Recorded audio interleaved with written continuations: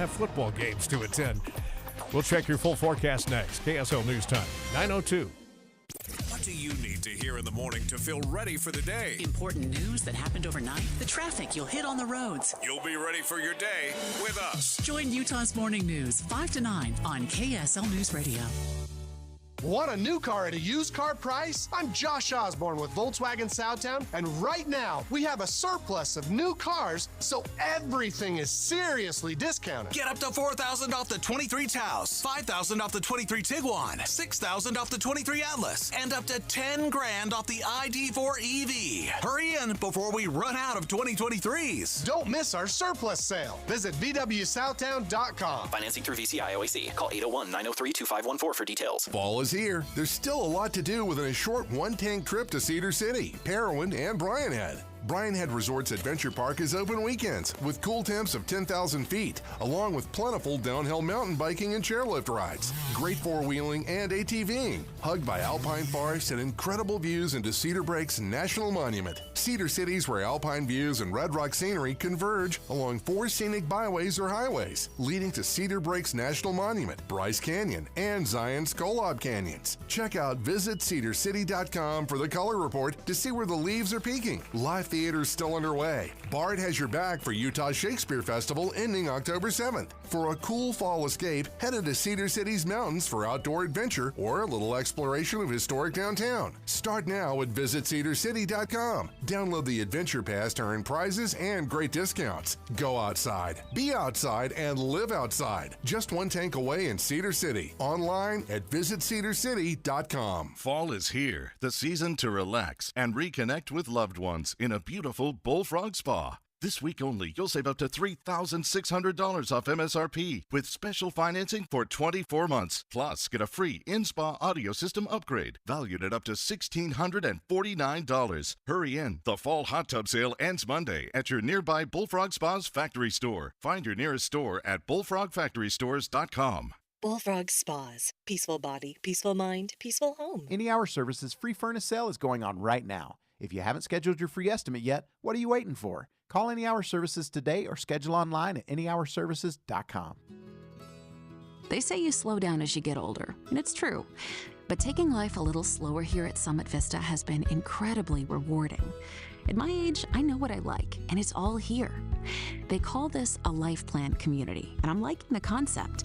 I've always been a practical person, and now it's time to treat myself. At Summit Vista, I have a beautiful apartment. It's spacious and contemporary. It feels like me. I have all the independence I want, no more maintenance headaches, no more days spent cleaning. I eat delicious meals with my friends. The staff here feels like family. The socializing and amenities are endless. Frankly, anyone who says luxury living is overrated hasn't been to Summit Vista. I've rebooted my life, and I'm revisiting my younger self with the wisdom of an older woman. And I gotta tell you, feels pretty cool. Experience retirement living at the top. Visit summitvista.com today. Traffic and weather together, brought to you by Granite Credit Union's new Dividend Plus checking account.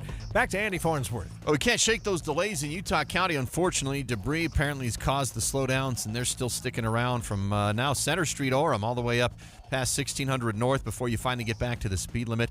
Got some construction-related slowdowns on 215's east side near 4500 South. Foothills slow going up towards the U, but Davis County, Weber County finally seeing freeway clearing. But Highway 89 still backed up in South Weber for northbound traffic near I-84. Two Brothers Mattress, your locally owned Serta mattress dealer. Visit any Two Brothers Mattress location from Salt Lake to Orem. Find sale prices now at twobrothersmattress.com. I'm Andy Farnsworth in the KSL Traffic Center. Expect scattered showers today and tomorrow, highs less than 70 degrees. Then the storms move out just in time for Saturday and Sunday. And by Sunday, we're going to be knocking back on the door of 80 degrees. 71 will be perfect for Saturday. Right now, 58 in Salt Lake City at KSL News Radio, 102.7 FM, 1160 AM, and KSLNewsRadio.com, Utah's news, traffic, and weather station.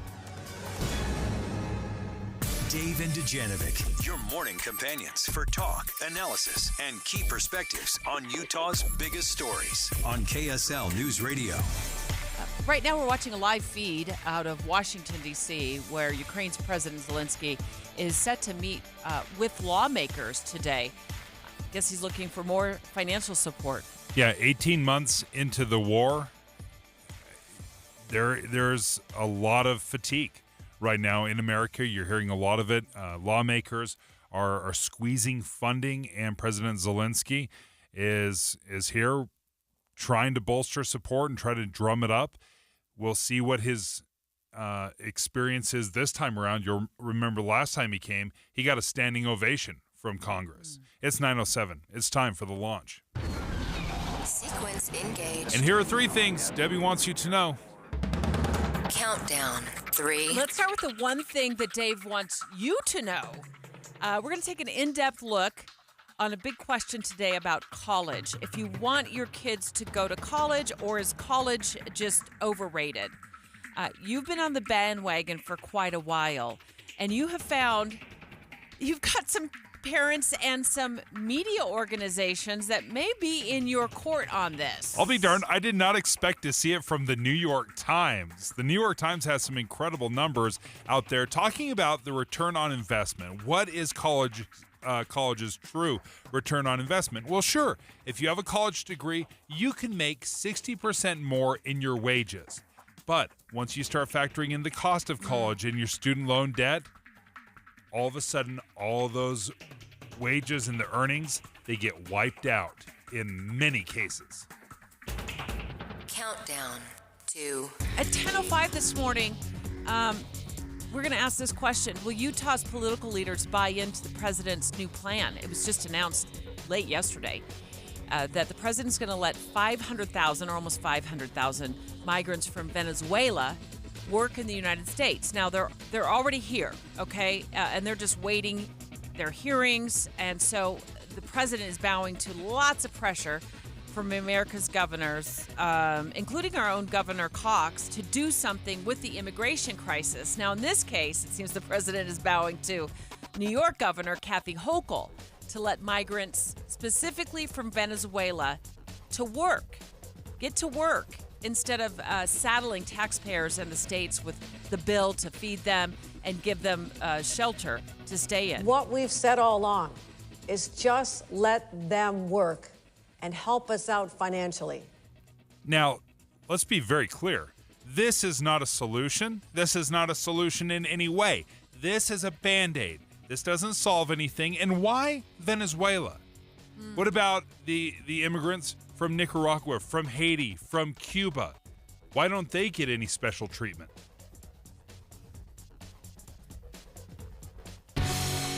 Launch. Countdown. 1. I had heartburn, Dave, when I heard and I read this headline on KSLNewsRadio.com. Former Representative Chris Stewart announcing a new job at a new lobby firm that he started or he helped start. So we found out he was resigning from Congress in May, and he wasn't quite halfway, I don't think, or he was just barely halfway through this term. And now voters are in the midst of a special election. We've had to move dates around. I thought you were resigning, Congressman, to take care of your wife, not to go to work as a lobbyist. The reason I stepped down is to spend more time with my wife. This will allow me to do that. I won't be gone 80% of the time like I was before. But you step down from Congress, you still have to work. At least most of us do. And I want to work in areas that I've been working at previously. Debbie, I absolutely see where you're coming from. It's of all the jobs to take, I think we could have probably excused any job. If you wanted to teach up at the University of Utah, or if you wanted to start writing books again, I don't think anyone would have a problem with that. But there's a taste that's left in our mouth, and it's a bitter taste whenever we talk about lobbyists, especially if you're leaving Congress to go lobby Congress. That's where it gets a little salty, spicy. Dave and Dujanovic. The launch. Commence. Dave and Dujanovic. Special coverage of the top local story.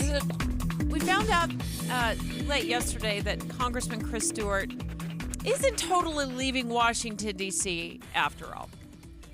His new lobby firm I looked it up this morning. It looks like it's located on K Street in D.C. For all the times I've been to Washington, D.C., I don't know exactly where K Street is, but it is in D.C.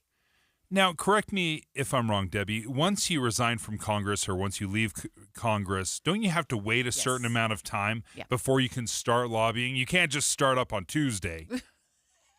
There are rules in place. There are federal rules, and he pointed that out to our very own Lindsay Aerts about that he has to wait a year under the rules. I cannot engage in government relations or lobbying for a year. I'm prohibited from doing that. And so I myself cannot lobby, at least for a year. And Robert does not lobby either. But we have others who will be working with us who can do that. But it's such a good overlap with the work that, frankly, Robert and I, working together as we did while he was in the White House, and I was working in Congress on intelligence and national security. Many times he and I would, be together in his office, or less often, but in the White House, in the Oval Office, and this is kind of an extension of that.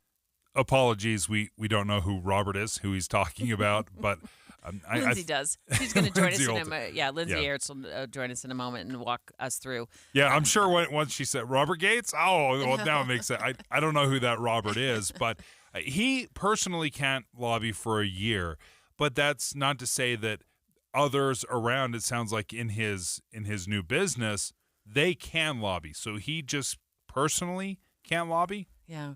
I'll tell you what else I did this morning when I got into work. I looked up the records in Delaware because I want that's where the firm is registered, is in Delaware. So I wanted to know for sure, like, when did this firm get registered? It's called Skyline Capital. This is the firm that former U.S. Congressman Chris Stewart is a part of now. It's called Skyline Capital, and the registration in Delaware showed it was registered at the end of June, which is less than a month after he announced his resignation. So I feel like he's known for a few months now that this was in the works.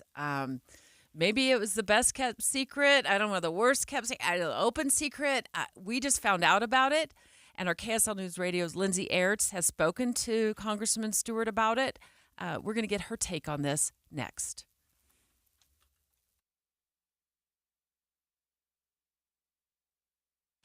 Dave and Dujanovic. Hi, it's Tim Hughes and Amanda Dixon. Why should you start your day with us? We have decades of news experience between us. And we take your trust seriously. Come here for news tomorrow, 5 to 9.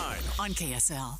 It's beginning to feel like fall. Things are really starting to change during the daytime hours. Rain and cooler temperatures are coming. Lows dip into the 40s, and we'll see some high elevation snow. Get the latest on our transition to autumn with a reliable KSL forecast. Every 10 minutes on the 9s on KSL News Radio, Utah's news, traffic, and weather station.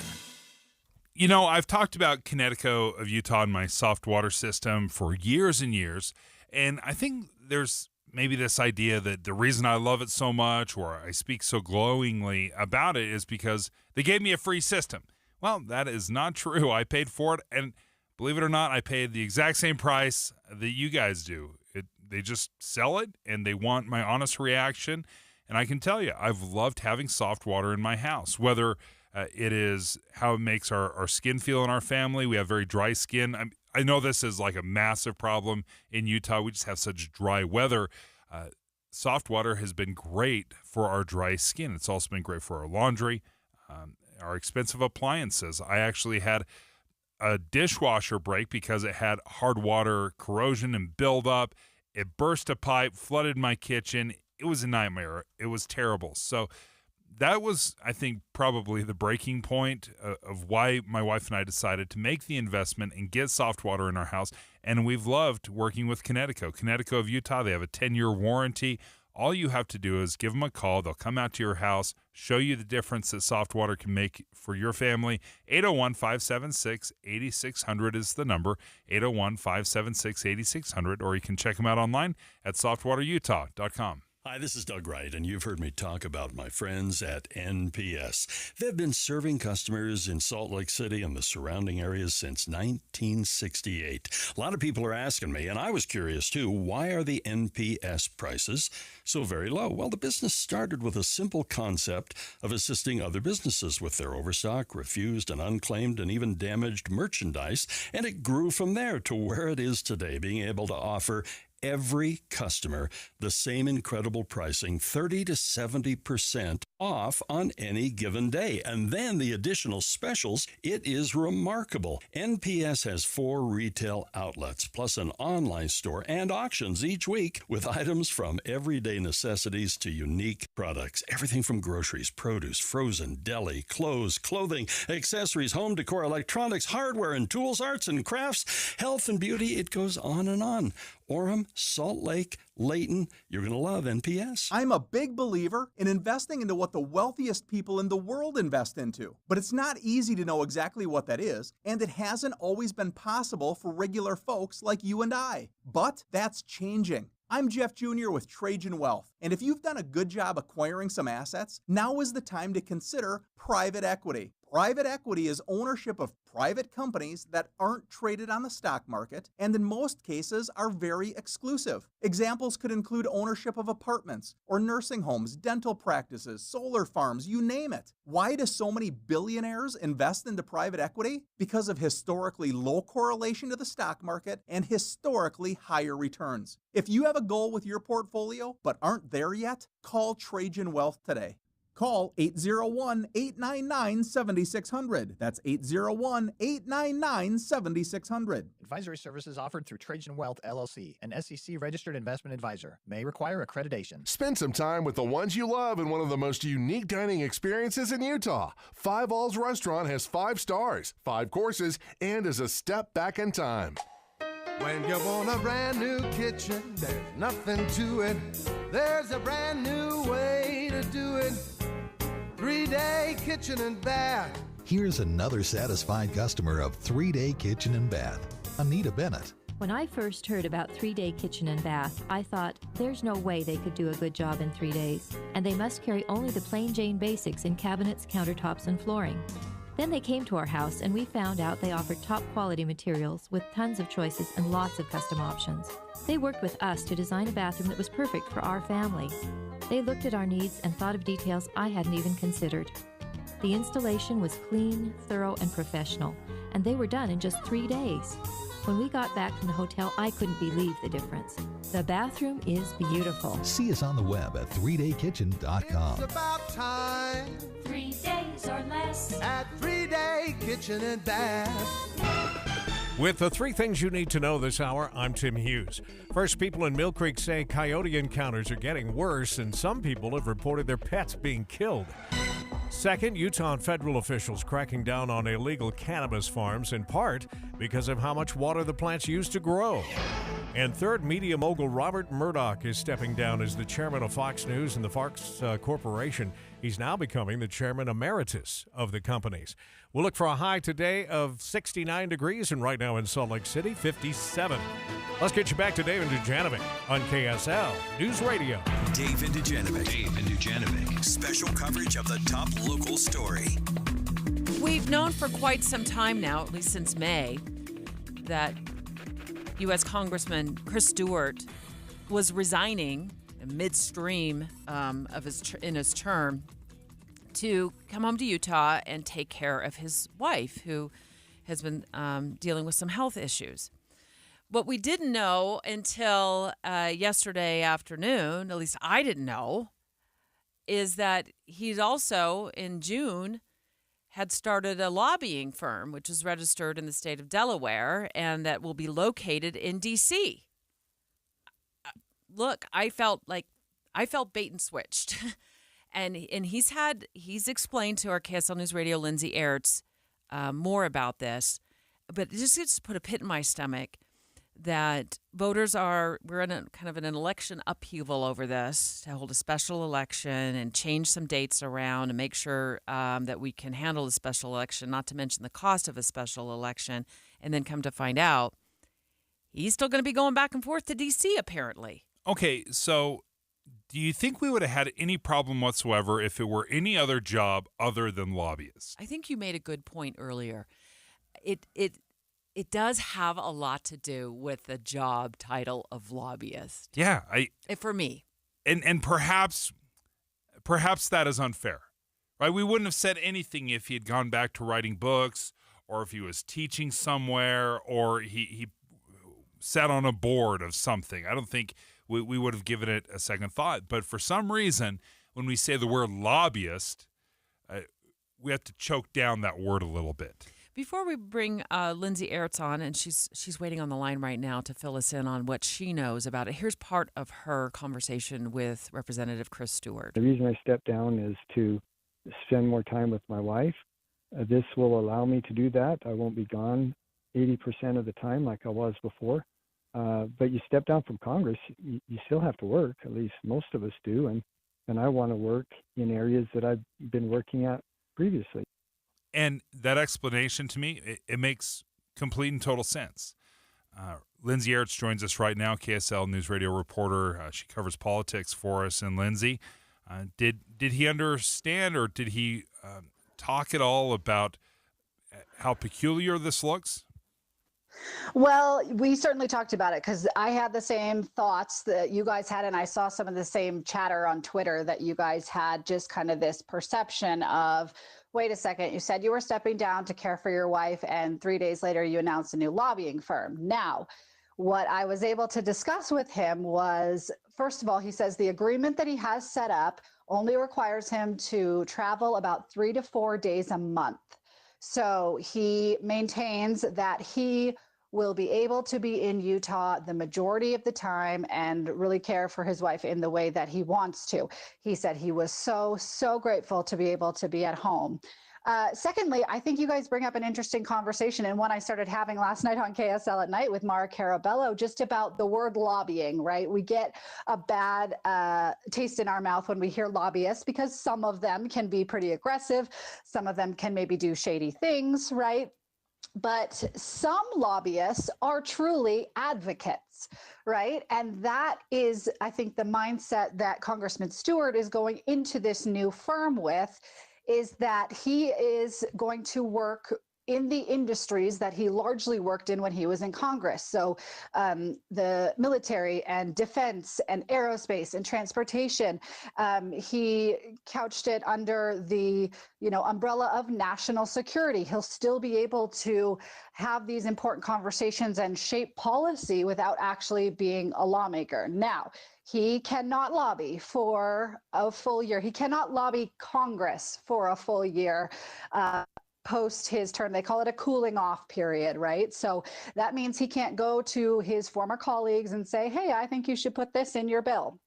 However, he can lobby the executive branch. He can also advise people on how to lobby, who to talk to, right? So there's nothing that prevents him from doing that. So kind of those two issues I saw as kind of the big things is, one, are you allowed to do this? And two, you said you were stepping down to support your wife, but here you are taking or starting a new lobbying firm. I will also point out, he told me that this didn't come to be until he decided to step down. He said the first person he talked to after that announcement became public was Robert O'Brien, former national security advisor under former President Trump. That is the Robert you heard in the clip you guys played in the last clip. So Robert O'Brien's firm specializes in those industries. They have announced a strategic partnership with Chris Stewart's new firm. Chris Stewart's former chief of staff is also starting this firm with him. So Chris Stewart and Clay White's firm will have a partnership with Robert O'Brien's firm. The Stewart firm will lobby, and again, Chris Stewart himself won't lobby, but that's how this whole thing is going to work. Did he address at all the timing of this? The announcement he makes that he's going to resign happens in May, the very end of May, and then it sends the Utah's state elections office scrambling to figure out when we can, and even the state legislature figuring out when we can do this special election, and then of course there's a cost to taxpayers, and looking at the Delaware incorporation records this morning, I see that his firm incorporated in Delaware at the end of June, so less than 30 days after he makes this announcement. Did he address any of that with you, Lindsay? Well, yeah, he explained the timing as literally he did not plan to step down from Congress. He said that to me explicitly. And so he said he had never had this conversation with Robert O'Brien prior to him stepping down. So he steps down at the end of May, forms this company in June, right? It is 30 days after he decides to step down. But he's still serving in Congress during this time until September 15th. So he's right, forming this lobby firm while he's still a seated congressman. Now, I don't know what the rules are to that, but it just feels to me like this. I didn't feel good about it. No, I understand what you're saying, Deb. And I think that's the perception, which is why I wanted to have a conversation with Congressman Stewart. And so I think he doesn't really pay attention to those criticisms because he doesn't really see anything wrong or nefarious about this move. He maintains that it came to be after he decided to step down. Granted, he was still in Congress while he was forming this, but at this point, it had already become public that he was going to step down.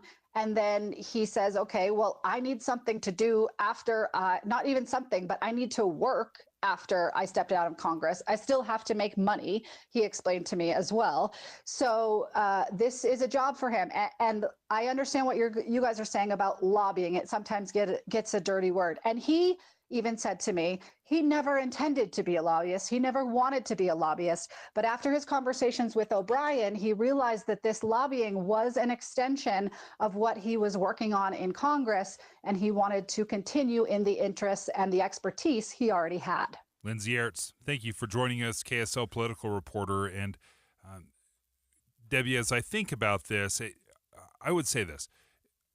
I don't think it's appropriate for us to try to micromanage his time of, will he really have as much time to spend with his wife as he did? There's no question when you're working in Congress, that is a grueling schedule. So I have no doubt that basically any job you take outside of that would allow more time with family. Mm-hmm. So I'm not questioning that at all. I've realized the only pause that I have is basically the job he took, which was lobbyist, and probably unfair in some ways. But there's no question, you leave Congress and you immediately go to lobbying. This is what so many congressmen, former congressmen do. They do it all the time. This is very standard in D.C. So I guess maybe we shouldn't be as surprised as we are. Former Congressman Jason Chaffetz, we just saw him moments ago live on Fox News Network. He's a commentator now for Fox News Network. Let's remember, he was another one who resigned kind of midstream while he was serving the people of Utah back in D.C. And in this case, he took a job as a commentator with Fox News. Now it seems he, may or may not challenge Governor Cox down the road. Doesn't plan on challenging him in 2024, he told us. That's not something I'm planning to do. Challenging Governor Cox in 2024 is not in my plan. But let's say he makes a comeback into politics in 2028. Does he stand a chance? 9:30 at KSL News Radio. I'm Tim Hughes with a quick look at some of our top stories this hour. Officials in Utah and around the country are keeping their eyes peeled for illegal cannabis plants, in part because of how harmful they are for the environment. KSL News Radio's Adam Small has details. A recent bust by police on the Navajo Nation, which borders the Colorado River, is shining a light on how much water illegal cannabis uses. Not only does illegal cannabis oftentimes benefit the cartel, the Deseret News reports cannabis plants use 7 times more water than corn, 3 times more than soybeans, and up to 10 times more than alfalfa. Illegal cannabis growers are also often use illegal pesticides that can kill fish and other wildlife. Plus, the plants can add to air quality problems. Our top national story this hour from ABC News. Media mogul Robert Murdoch is stepping down as the chairman of Fox News and Fox Corporation. He's now becoming the chairman emeritus of the companies. 92-year-old Murdoch says in a memo to employees he will still be engaged with news and ideas on a daily basis. The sole chairman of the companies will now be Rupert's son, Lachlan Murdoch. A motorcyclist in Washington County is in jail after troopers say they clocked him speeding away from police going 130 miles an hour. The St. George News reports this happened on a stretch of I-15 north of St. George where that speed limit is actually 80. Your money at this moment, the market's having a tough day so far after yesterday's downward trend. The Dow is off another 170 this hour. That's half a percentage point. S&P down a full percent or 46, and the NASDAQ is off 1.25%. It's down 170. Coming up, afternoon showers at least today and tomorrow, and then it clears up just in time for your weekend. We'll check the full forecast next. KSL News Time, 9:32. We have enough people running around Broadcast House at 4 in the morning to field a football team. Producers, reporters, the traffic team, and us. This is Tim and Amanda. Join us each morning from 5 to 9 on KSL News Radio. Imagine it's the last ride, but your symptoms of irritable bowel syndrome with constipation, or IBS-C, are taking you for a ride. What should you do? Keep managing your constipation with belly pain the same old way? Or try getting ahead of your symptoms by talking to your doctor about treating it with Linzess, linaclotide.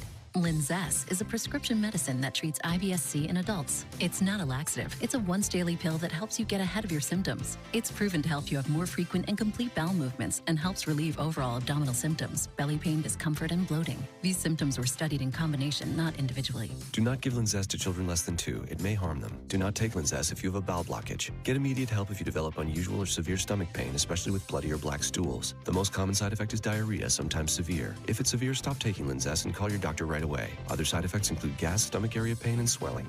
Imagine, what could relief from IBS-C mean for you? Talk to your doctor and say yes to Linzess. Learn more at linzess.com or call 1-800-LINZESS. Here's a question. Do you wear dentures? At Grandpa's Dental, you can trade in your floppy dentures and get $2,000 towards an implant-supported solution. You know, they say the older you get, the more you need your teeth. Well, chewing your food isn't a luxury. And taking a bite out of a nice, juicy steak, well, it takes teeth. At Grandpa's Dental, they have over 10,000 restorations under their belt, and it's always affordable. When you walk into one of their 3 locations, you're family, period.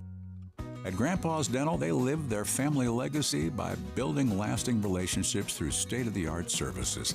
So if you want to stop the flop and actually eat foods you can chew, trade in your dentures at Grandpa's Dental for $2,000 toward your implant solution.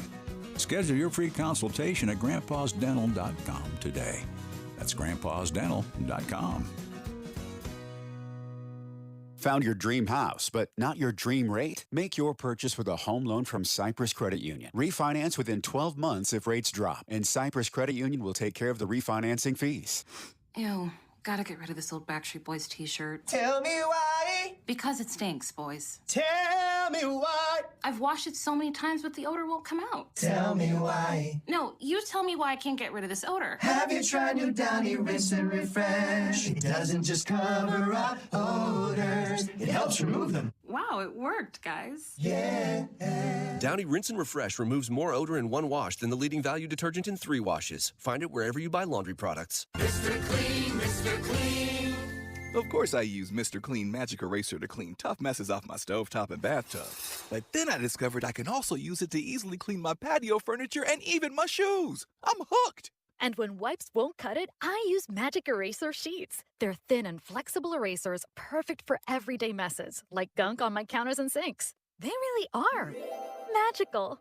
The reviews are in. Mr. Clean Magic Eraser and Sheets make cleaning look easy. Traffic and weather together is brought to you by Granite Credit Union's new Dividend Plus checking account. Heather Kelly's in the traffic center. Well, we're pretty much back to normal freeway speeds all across the Wasatch Front. Just seeing a few brake lights northbound I-15 approaching Bangor Highway and southbound I-15 from Midvale into Sandy, but no more delays up in Weber County near Riverdale Road where we had lane restrictions, or if you are traveling on US 89 toward I-84. Is your car due for some extra love? Burt Brothers is here for your vehicle's routine maintenance, all done by our ASE certified technicians. Burt Brothers, affordable, complete auto care done better. Heather Kelly in the KSL Traffic Center. Matt was telling us this morning about this cold front that's moving through Utah. It certainly feels that way. 59 degrees now as we shoot for a high of only 69. Going to get rain today. Looks like it'll linger tomorrow, but after that, we're going to settle in 71 Saturday, and then close to 80 degrees, just above, just below it, coming up on Monday, Tuesday, Wednesday of next week, and dry. Right now in Salt Lake City, as I mentioned, 59 degrees at KSL News Radio, 102.7 FM, 1160 AM, and KSLNewsRadio.com, Utah's news, traffic, and weather station. David Dujanovic. We've been talking about this week and continuing to talk about Congressman Jason Chaffetz, former Utah Congressman Jason Chaffetz. Remember, he resigned suddenly. 2017. Just like, I'm done. Going to come back to Utah. What will it take to win over voters if he does plan another run for office? Now, remember, he told KSL News Radio's political reporter Lindsay Aerts, who's really been the star of our show a lot this week. She's been doing a lot of coverage for all of our shows. He's not too interested in United States Senator Mitt Romney's seat after Romney announcing he's not going to seek a second term. However, wait for it. At some point, not probably in 2024, but maybe in 2028, I've kept the door really wide open on potentially running for governor. To be able to help the state of Utah, be in Utah, that has, I think, ultimately more appeal to me than running for the United States Senate. You may chuckle a little bit because we're talking about a potential candidate in 5 years. We don't do that. We don't talk about candidates hypothetical run 5 years from now. Jason Chaffetz is unique because he was really a rising star in the Republican Party. He served in Utah as the chief of staff to Governor John Huntsman. He runs for Congress. He wins. He ends up rocketing through leadership, ends up being the chairman of the, what was that, the House Oversight Committee? Yes. Was that what it was? Yes. Okay. And then in 2017, on a dime, he pivots. And he says it's time, I remember this from a Time article, a Time magazine article. He says, it's time to get off the crazy train. It's time to get off the crazy. And he said, partly due to financial reasons, but he said, I want to get off the crazy train. He had just been reelected. He was 6 months into a 2-year term, and he's like, time to get off the crazy train. And then he takes a job on Fox News. We literally just saw him on Fox News. Moments before the show started. The show started. Commentating. But only partly due to financial reasons. I'm just astounded at his level of confidence that voters will fall in line and support a candidate who left his House seat on a dime, as you say, to go take a seat on network television. Scott Simpson, good morning. Good morning. You've been in political circles with the Republican Party for a very, very long time. Glad to have you with us again. I haven't heard from you in a while.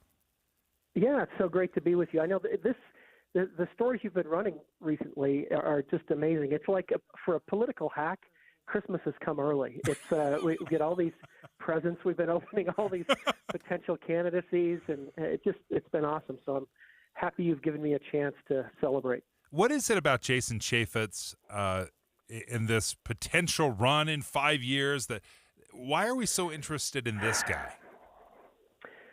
Well, you ask a great question. At the bottom line, if somebody wants to be a statewide office holder in Utah, they have to be able to win the Republican nomination, right? That doesn't sound very equitable across parties, but that's just using the last 40 years of history to predict the future. And so the question is, does he think, or can he? He's obviously trying to preserve a potential path either in 24. I'm not convinced that he's completely slammed the door on 24 because truthfully, there's an eternity between now and the filing deadline. Lots of things could happen, between now and next spring that could open a path for him. So I think, he's just trying to leave his marker out there, and that makes perfect sense. Scott Simpson is joining us right now, president of the Utah Credit Union. But Scott, we're hitting you up for your political knowledge right now. Does he stand a chance? Does he? Because I remember when he resigned in 2017. it bothered me. It bothers me in general whenever anybody resigns. I understand why they do it. If there's a better job out there, you and I would do it. But when you're elected to office, and if elections and voting is our most sacred duty, being elected, which is a choice that you made, candidate, once you are elected, I think you are honor bound to finish out that term. So when somebody resigns, and again, I give a pass certainly to Chris Stewart, who has family health issues, I understand. But when you're leaving to go take a job at Fox News, that bothers me. Yeah, I can understand the sort of the equation that everybody has to work out in their head around this, but here's what I think about Jason Chaffetz and my history. I discounted him when he ran the first time, and that was more of a Mr. Smith moment for him, right? Mr. Smith goes to Washington. There are two ways to get to elected office, in my view. Build it at that path we talked about toward that nomination. You can either build it or you can buy it, and I think the first time, that Mr. Smith moment, he built it, and it surprised me. I discounted him. Over the course of the next several years, I learned not to discount his awareness, capacity, and ability. But now he's not Mr. Smith anymore, right? He's got all the name ID, which comes with both positive and negative as that awareness builds. And so it's a different thing. And I don't know that it's a slam dunk. And there's a whole economic equation about whether or not he can compete against better funded candidates, or does he now? Has that Fox gig been good enough that he can write his own check? Those are all a bunch of questions that have yet to be seen. But for me, I'm not going to discount him because he's proven his ability to play this game. Well, Scott, you are the former executive director of the Utah Republican Party, so I know you've got a lot of insight on what it takes to win again. But I'm for Jason Chaffetz, or what it would take. But I'm wondering, you might not discount him, but will voters discount him as a quitter? He quit on us. Sure. I mean, that's something he'll have to answer to. But there, do you know what I mean? Tone, it's like the mood, it's like a breakup. It's like a breakup in a relationship. You broke up with us once. Are we going to let you come back and slip into the relationship and break up with us again? But humanity has a rich history of running back to those relationships. That's so true. So we may do it. That is so we may true. just very well do it. Yep. Scott, you're the Whether best. it's healthy, whether it's the right decision, we do. We loved going back to the girl that broke up with us. And honestly, No doubt. it is a two-way street there, Dave. Yeah, there's no doubt about it. Yep. Scott, and go ahead. Finish up. No, you go ahead. No, you go. He's got a story that he's going to have to tell, but there's a national narrative and a local narrative that will develop between now and then, and who knows what that will look like. I love your little drop in the bucket there that let's not rule out 2024. Even though he said he's not looking at 2024 running against Spencer Cox, Scott Simpson thinks, well, there might be a possibility there. Let's listen to that again. That's not something I'm planning to do. Challenging Governor Cox in 2024 is not in my plans.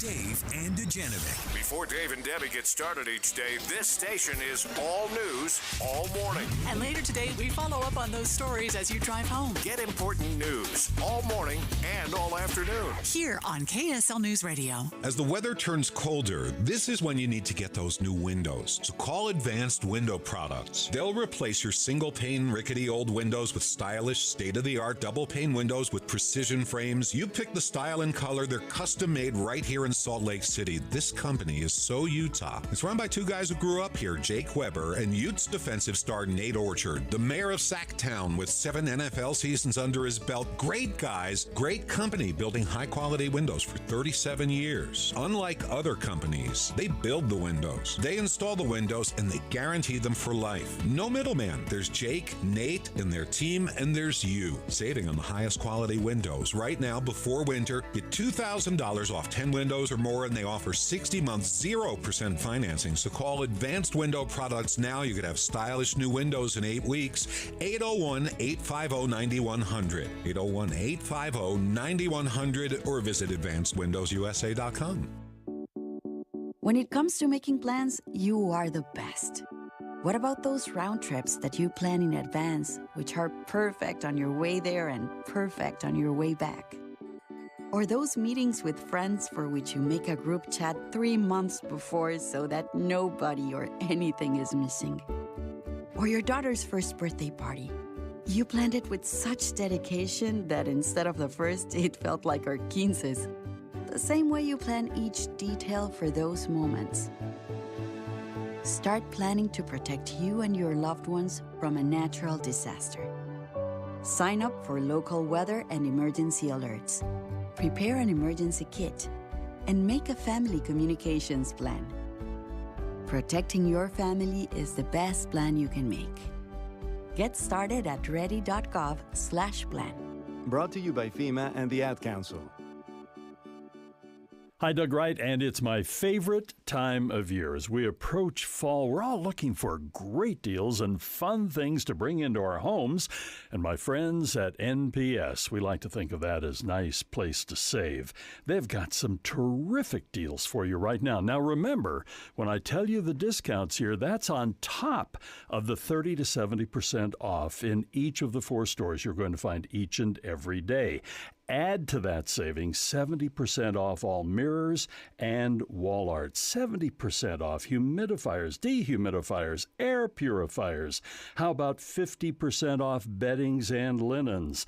And bags and backpacks right now, 50% off. Fashion jewelry, 50% off.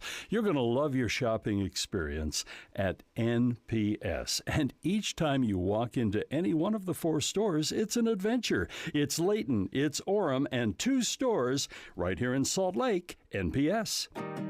This song doesn't have a name, but if it did, it'd probably be something about togetherness, because it's a collaboration, not between pop stars and producers, but between music therapists and kids.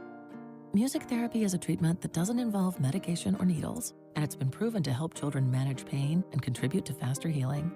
So it shouldn't surprise you, it's our favorite song.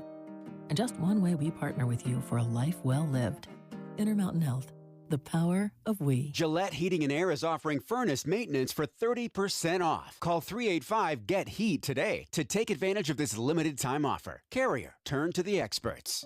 At Shane Company, we believe everybody is made to shine. It doesn't matter who you are or where you're from. Your moments, your milestones, your love story all deserve to shine bright. You don't need an occasion. You and your life are the event. So put on earrings that make you sparkle, diamonds that light up the room, an heirloom you'll treasure for years to come. We're all made to shine. Shane Company, fine jewelry since 1929. With the 3 things you need to know this hour, I'm Tim Hughes. First, officials in Utah and around the country are keeping their eyes peeled for illegal cannabis plants, in part because of how harmful they are for the environment. Second, media mogul Robert Murdoch is stepping down as the chairman of Fox News and Fox Corporation. And third, more than a dozen popular authors are suing OpenAI, saying that the company used their books to train their ChatGPT program. We're going to look for a high today of 69 degrees. We're 10 below it now. It is 59 in Salt Lake City. As we get you back to Dave and Dujanovic on KSL News Radio. Dave and Dujanovic. McDonald's is being sued again over allegedly a very hot cup of coffee. Now, remember, this happened in the 90s as well, and if you weren't alive then, we're going to make you remember, because McDonald's back then lost a $3 million lawsuit when a woman was driving away with a cup of coffee that gave her third-degree burns, and a jury awarded her $3 million. But it's happening again. This time it's in San Francisco. Hot coffee? Isn't that kind of like telling the old 49ers that their dynamite was too explodey? Like, of course your coffee's going to be hot. And if you know any, like, really hardcore coffee lovers, they want it 1 degree below boiling. That's not true. You guys are coffee crazy. Lover. You have removed the lining of your tongue so many times. It's basically just a callous mess of concrete. Does it matter if the lid isn't properly secured on the paper cup they give you? It does. It matters in my view, because I've driven away from the coffee shop, the drive-through, with the lid not completely secure, not knowing it's not secure because it can easily fool you, and taking a swig of my coffee that's super hot and being careful about, but then it spills down the front of me on my way to work. Do you know how many times I've come into work with big coffee stain right down your front? Yes. It's a new style. So let's get to this. Let's get to this lawsuit that's currently going on. It was filed in San Francisco, and this woman is alleging, she's 85 years old. She's alleging that she suffered first and second degree burns from McDonald's hot coffee while leaving a drive-through earlier this year, and that the lid, when she was handed it, wasn't on properly. Then she tried to take a sip. The lid came off, drenched her legs, her groin area, and her stomach with hot coffee. This is horrible. This is horrible for her. Horrible that she spilled the hot coffee on herself? Greg Skordas. Isn't that your Tuesday? I mean, is McDonald's really responsible for something that every coffee drinker does at least twice a month? KSL legal analyst Greg Skordas. We got to talk some sense into Dave here. Who is not a coffee drinker, who doesn't understand our world.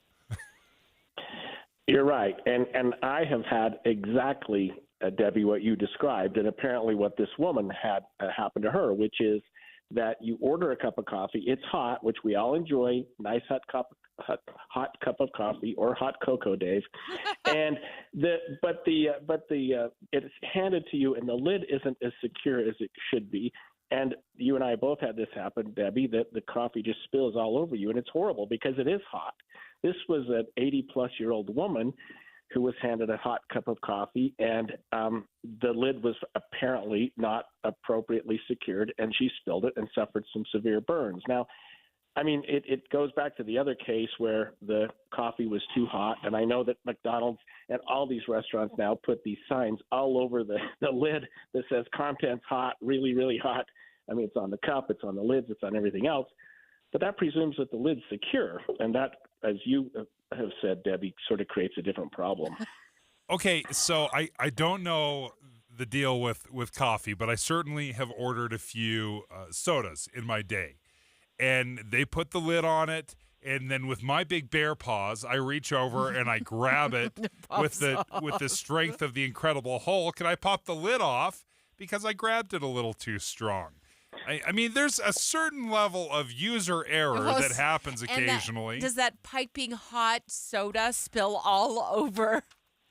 Well, sometimes it's sticky if it's a Dr. Pepper. The issue here is that super, super duper hot coffee that spills all over you can actually cause some burns. And in the case of the McDonald's coffee that was so hot back in the 90s that ended up with somebody winning a $3 million jury award, Greg, that woman said she was in the hospital for a week with like third-degree burns, and those are some of the worst burns.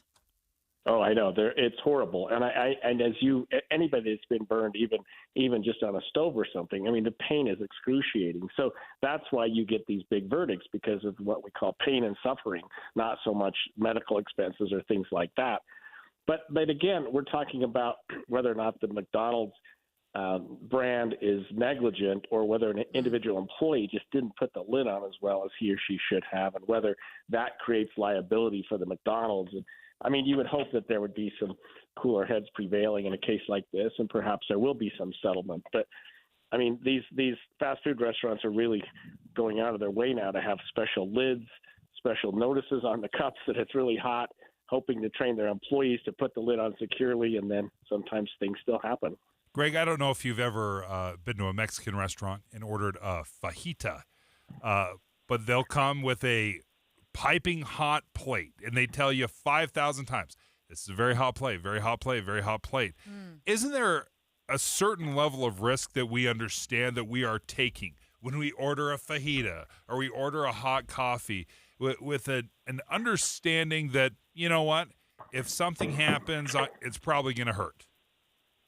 Oh, and you're exactly right, Dave. And I, of course, always grab the plate because they don't orient it just right. And then I burn myself, even though the guy says, don't touch the plate. Yeah. But So if I burn myself, I say the that's same thing. I'm like, on me. how hot can this possibly be, right?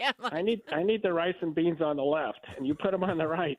And so I try to manipulate the plate, and there I have problems. So I mean, it's sometimes a user error in cases like that. It does feel like, and I don't know all of the ins and outs of this case, this latest case against the McDonald's out of San Francisco, but it does feel like we are a sue happy society where anything goes, and we sue over just about everything now, Greg. But which makes lawyers like you kind of happy, huh? Well, it makes lawyers like us kind of look bad. I mean, it is sad that sometimes you have to, anytime someone's hurt, of course, we assume that someone else is at fault, and that's not always the case. But it is the way we do things a lot in America. Most countries sort of look at us and laugh. But we have open courts. We have open, pretty liberal laws with respect to tort liability. And, people sue in cases where, some people would think, well, that's ridiculous. Well, maybe our conversation on tort reform will have to be for another day. Greg Skordas, thank you for joining us, KSL legal analyst. This is my number one concern for all you coffee drinkers, is I'm going to have to listen to you complain for the next 20 years because of your lukewarm coffee, because you've sued McDonald's into barely warming it up. It's going to be like 98 degrees. Yeah, I already have a problem with lukewarm coffee, but I don't want it too hot. See, you literally complained about it yesterday. Am I like the Goldilocks of coffee drinkers? It has to be just right. If there's only a way to drink coffee at the right temperature, if only there was that technology. Next, we're going to bring Hugo Ricard-Bell into the studio. He's been out in the newsroom researching President Biden's new push, his new announcement late yesterday that he's going to let 500,000 migrants from Venezuela who are already in the country go to work here. For the next 18 months, they'll be allowed to live and work in the United States. And my question this morning when I talked to Hugo about this is, will Utah's political leaders embrace this new Biden policy and bring some of those who are in other states to Utah to work? We know we have a lot of job openings here to fill. And so Hugo will be here answering those questions for us in the 10 o'clock hour. KSL FM Midvale, KSL Salt Lake City. Listen at home on any smart speaker and in your car at 102.7 FM. This is KSL News Radio, Utah's news, traffic, and weather station. It's 10 o'clock at KSL News Radio. I'm Dan Bomas. KSL's top story this hour. Mill Creek residents reporting more run-ins with coyotes, and some have even lost their pets to those encounters. Mill Creek Mayor Jeff Silvestrini tells KSL TV Utah does have a program where hunters can get paid for each coyote they kill and document. That's not an option in an urban area like Mill Creek, so now they're looking into some other solutions. What that might look like is darting them with a tranquilizer and then relocating them. And while they workshop a plan, the city's telling people if you come face-to-face with a coyote, just make yourself look big, yell, don't turn your back. A man arrested and accused of driving a school bus while drunk has been fired.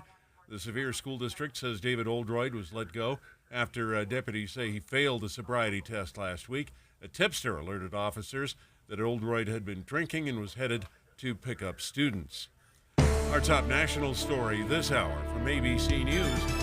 While Ukraine's president is in Washington, Russia is ramping up its attacks on Ukrainian infrastructure. In the town of Cherkasy, Ukrainian forces shot down Russian missiles, but a warhead crashed to the ground and hit a hotel.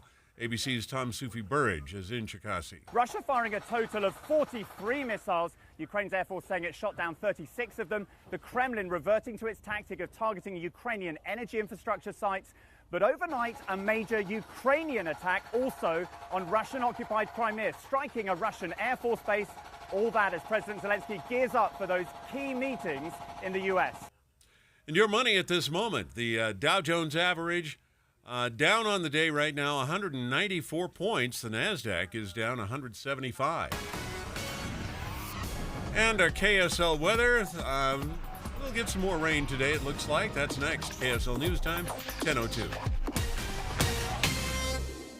Start your days with knowledgeable, friendly voices telling you about the latest news and weather out there. Hi, this is Tim Hughes and Amanda Dixon In the business of waking you up each morning from 5 to 9. on KSL News Radio. Imagine how inconvenient your life would be without power. No lights, no refrigeration, no heating or cooling, and no electronics. But with a Generac home standby generator, you'll have the power when you need it most. Generac generators automatically provide backup after sensing a power outage, so your life goes on uninterrupted. Schedule a free quote today with Genco Generators, your premier Generac service dealer in Utah. Call 801-295-0872 or online at gencogenerators.net. Hey guys, do you know what makes Revive Men's Health Salt Lake City different? You. Every Revive treatment and medication is personalized just for you. Revive has the experts that guys go to when their current treatment isn't working. They have a complicated medical condition, or they're just not happy with their daily performance. Since 2011, they've helped thousands of local men suffering with the symptoms of low T and ED. Their goal is simple, to get to the bottom of your issues and fix them. Your best performance requires more than generic ED medications or a low-dose testosterone booster at a low-ball price like you find online. Revive medications are custom compounded, affordable, and guaranteed to resolve your issues. Stop dealing with the symptoms of low T or ED. Book your T-check and exam today. Call 801-263-7777. That's 801-263-7777. Or visit us at revivemenshealth.com. The UACPA supports certified professional accountants in Utah through ongoing professional education and leadership development for an ever-changing financial world. Find a CPA at uacpa.org. Introducing Yes, Heating, Air Conditioning, Plumbing, and Electric. We're bringing all of Utah's favorite HVAC, plumbing, and electrical brands under one roof. Maximize your energy savings with a new energy-efficient heating and cooling system from Yes, and you could save up to $4,500 through possible tax credits and other discounts. Purchase a new system today, and Yes will buy back your old inefficient HVAC system. Visit theyesmancan.com to schedule your appointment. Call now or visit theyesmancan.com for details, terms, and conditions. Traffic and weather together, brought to you by Granite Credit Union's new Dividend Plus checking account. Here's Heather Kelly. We do have a crash out in Tooele County. This is on the on-ramp from SR 36 to go eastbound I-80. It's over on the right shoulder of that ramp, so it's really not causing delays. Just use caution there. And you've got a little bit of slowing right now northbound I-15 heading into downtown Salt Lake. With over 30 plus specialties in multiple locations across Utah, Revere has you covered for all your health needs. Revere Health, your partner in health, your partner for life. Online at reverehealth.com. Heather Kelly in the KSL Traffic Center. KSL weather, cold front bringing showers and thunderstorms to the Wasatch Front today, while the snow level drops to about 8,000 feet. Today's high 69, partly cloudy tomorrow with a continued chance of rain. And right now, 63 degrees, partly cloudy at KSL News Radio. I'm Dan Bomas at KSL 102.7 FM, 1160 AM, and KSLNewsRadio.com. Utah's news, traffic, and weather station. Dave and Dujanovic. Special coverage of the top national story. I'm curious to know if President Biden and his policy, just announced yesterday, allowing nearly 500,000 migrants from Venezuela to go to work in the United States while they await hearings instead of being just housed in shelters and paid, which are paid for with taxpayer money and fed by taxpayers here in the United States. They will allow them to go to work for the next year and a half. Now, to be clear, it sounds like he's bending to pressure from Democratic Governor of New York, Kathy Hochul, to allow them to work. What we've said all along is just let them work and help us out financially. Watching the politics of this play out is incredible to me. Texas, Florida, Arizona, they have been begging for help with the migrant crisis for years. As soon as New York has to deal with it for 5 minutes, The White House moves mountains. I wonder if this will impact our workforce here in Utah. Will Utah's political leaders be receptive to this?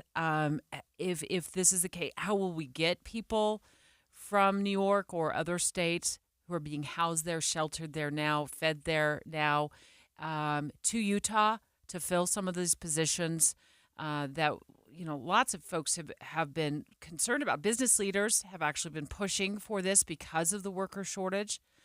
We don't know yet how, at least I haven't seen how Governor Spencer Cox will react. I know he's in studio with Maria Chaleos this afternoon for another edition of Let Me Speak to the Governor, but how will he react? I do know he co-wrote an opinion piece in the Washington Post in February calling at least on Congress to do something, saying that the states should be able to sponsor whatever immigrants serve the needs of their communities.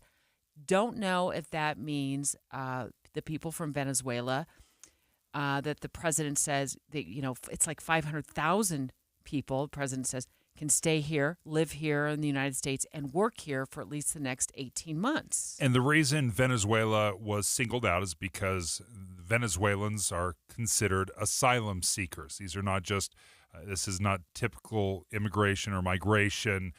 This is asylum seekers, which makes it unique, and asylees play by a different set of rules. KSL News Radio's Hugo Ricard Bell, you've been in the newsroom this morning, ever since we talked at about 7 o'clock, trying to track down the voices and the experts on this issue and asking that really important question, at least from a Utah perspective. Will Venezuelans be moved to Utah to fill some of the job positions that business leaders here are having a hard time filling? Well, I mean, first off, not move. They don't need to be. They're here. Okay. There are Venezuelans in Utah. Utah's I believe you guys call it a sanctuary city. Forgive me. It's been a long morning if I get that word wrong. But we've got Venezuelans here. I spoke to, I started bringing around some sources. I spoke to Carlos Trujillo. He's an immigration lawyer. He called me back straight away wanting to basically fill me in on just the size of this issue. And here's how he described it. We're talking about 2.5 years of people that have continually coming to Utah. There is a big estimate nationwide of about 400,000 new people into the program.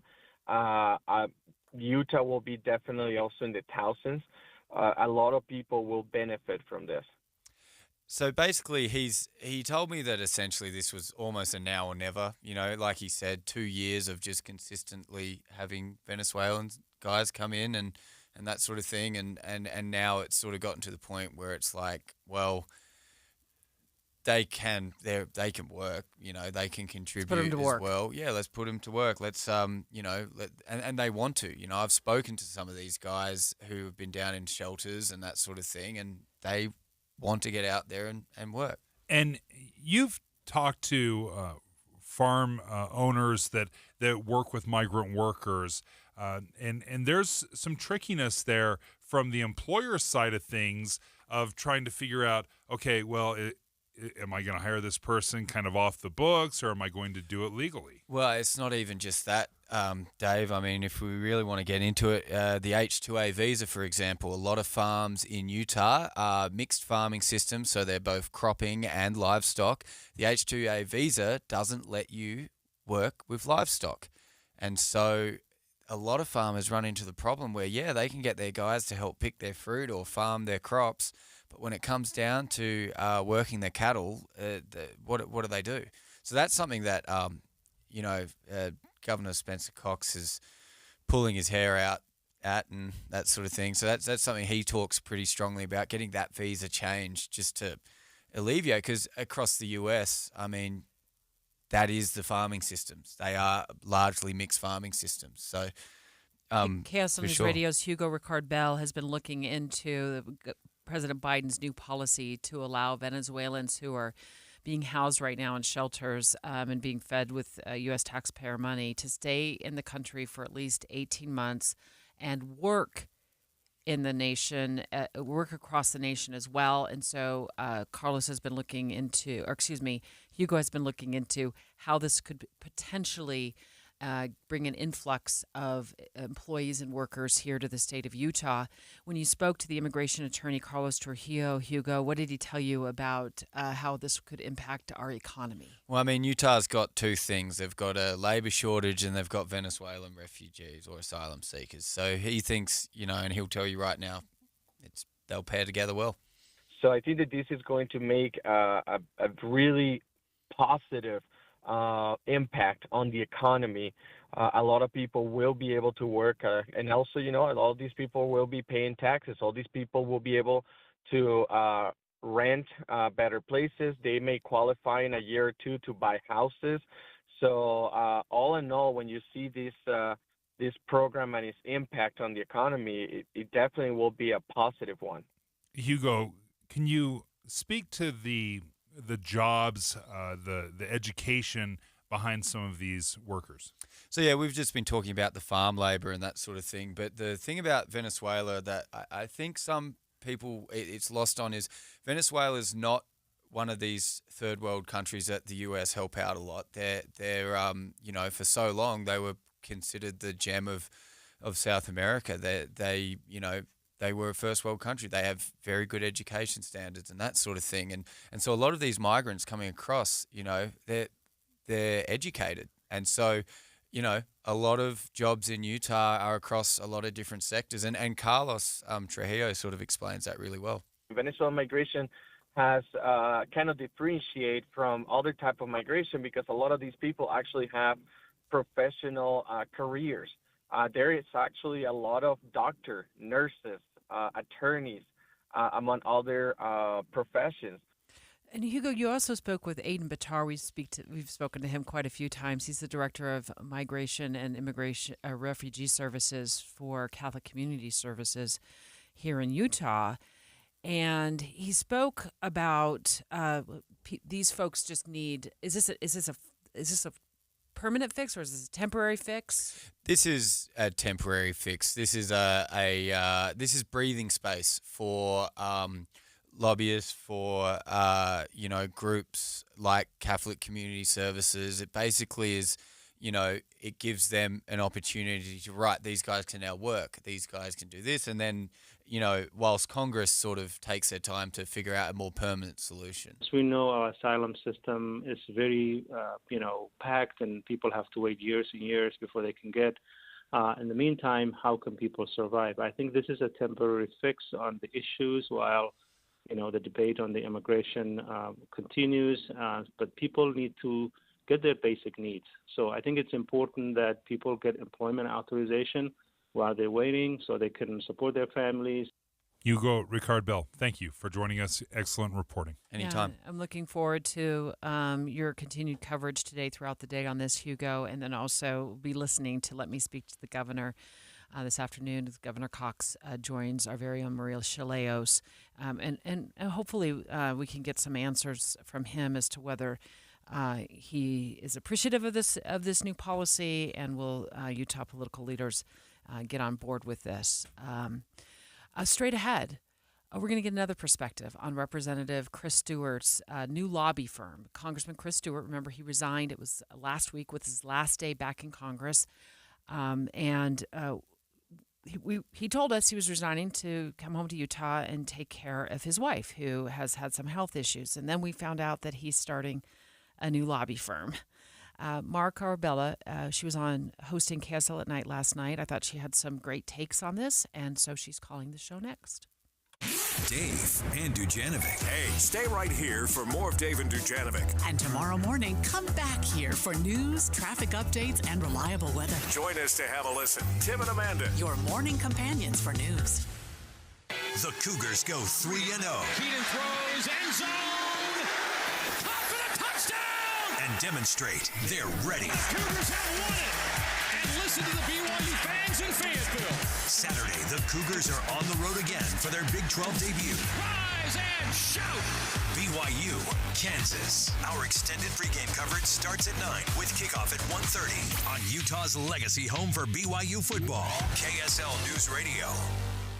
As the weather turns colder, this is when you need to get those new windows. So call Advanced Window Products. They'll replace your single-pane, rickety old windows with stylish, state-of-the-art double-pane windows with precision frames. You pick the style and color. They're custom-made right here in Salt Lake City. This company is so Utah. It's run by two guys who grew up here, Jake Weber and Utes defensive star Nate Orchard, the mayor of Sacktown with 7 NFL seasons under his belt. Great guys, great company building high-quality windows for 37 years. Unlike other companies, they build the windows, they install the windows, and they guarantee them for life. No middleman. There's Jake, Nate, and their team, and there's you. Saving on the highest quality windows. Right now, before winter, get $2,000 off 10 windows or more, and they offer 60 months, 0% financing. So call Advanced Window Products now. You could have stylish new windows in 8 weeks. 801-850-9100. 801-850-9100 or visit AdvancedWindowsUSA.com. Fall is full of festivals and fun in Logan. The first annual Center Street Giant Pumpkin Festival is Saturday, September 23rd. These gargantuous gourds tip the scales at more than 1,500 pounds. The winner of the weigh-off wins cash and the title of Center Street Giant. Watch a professional pumpkin carver at work on a 300-pound pumpkin. There'll be free showings of It's the Great Pumpkin, Charlie Brown, a family scavenger hunt, activities for kids, pumpkin and harvest-featured foods, a beer garden, music and dancing, and more. Then, it's time for the third annual Free Cache Valley Cheese and Dairy Festival, September 29th and 30th. Free samples, live music, kids' activities, and food trucks. Workshops where you can fine-tune your taste buds for gourmet cheese tasting, make an eye-popping charcuterie board, or taste dark chocolate from around the world. Dutch oven dinner, and so much more. Get a hotel, round up your herd, and head to Logan, Utah to fall in love with fall. ExploreLogan.com. ExploreLogan.com. Are you or someone you take care of as their caregiver living with Alzheimer's disease? This study just might be for you.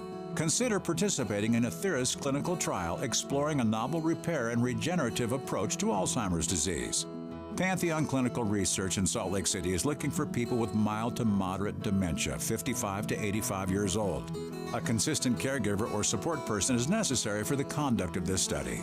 This study is a late-stage clinical study of an investigational drug for the treatment of mild to moderate Alzheimer's disease. Pantheon Clinical Research has over 30 years' experience with clinical trials. They conduct their business with professionalism, efficiency, and integrity. Contact Pantheon Clinical Research in Salt Lake City today. Again, call Pantheon Clinical Research today at 385-281-0550. That's 385-281-0550. Or go to pantheonclinical.com. That's pantheonclinical.com. Getting help with plumbing repairs is easier than you think. All you have to do is call Any Hour Services or schedule an appointment at anyhourservices.com. No one helps more homeowners than Any Hour Services. I'm Dave Cawley, investigative journalist and host of the podcast Cold.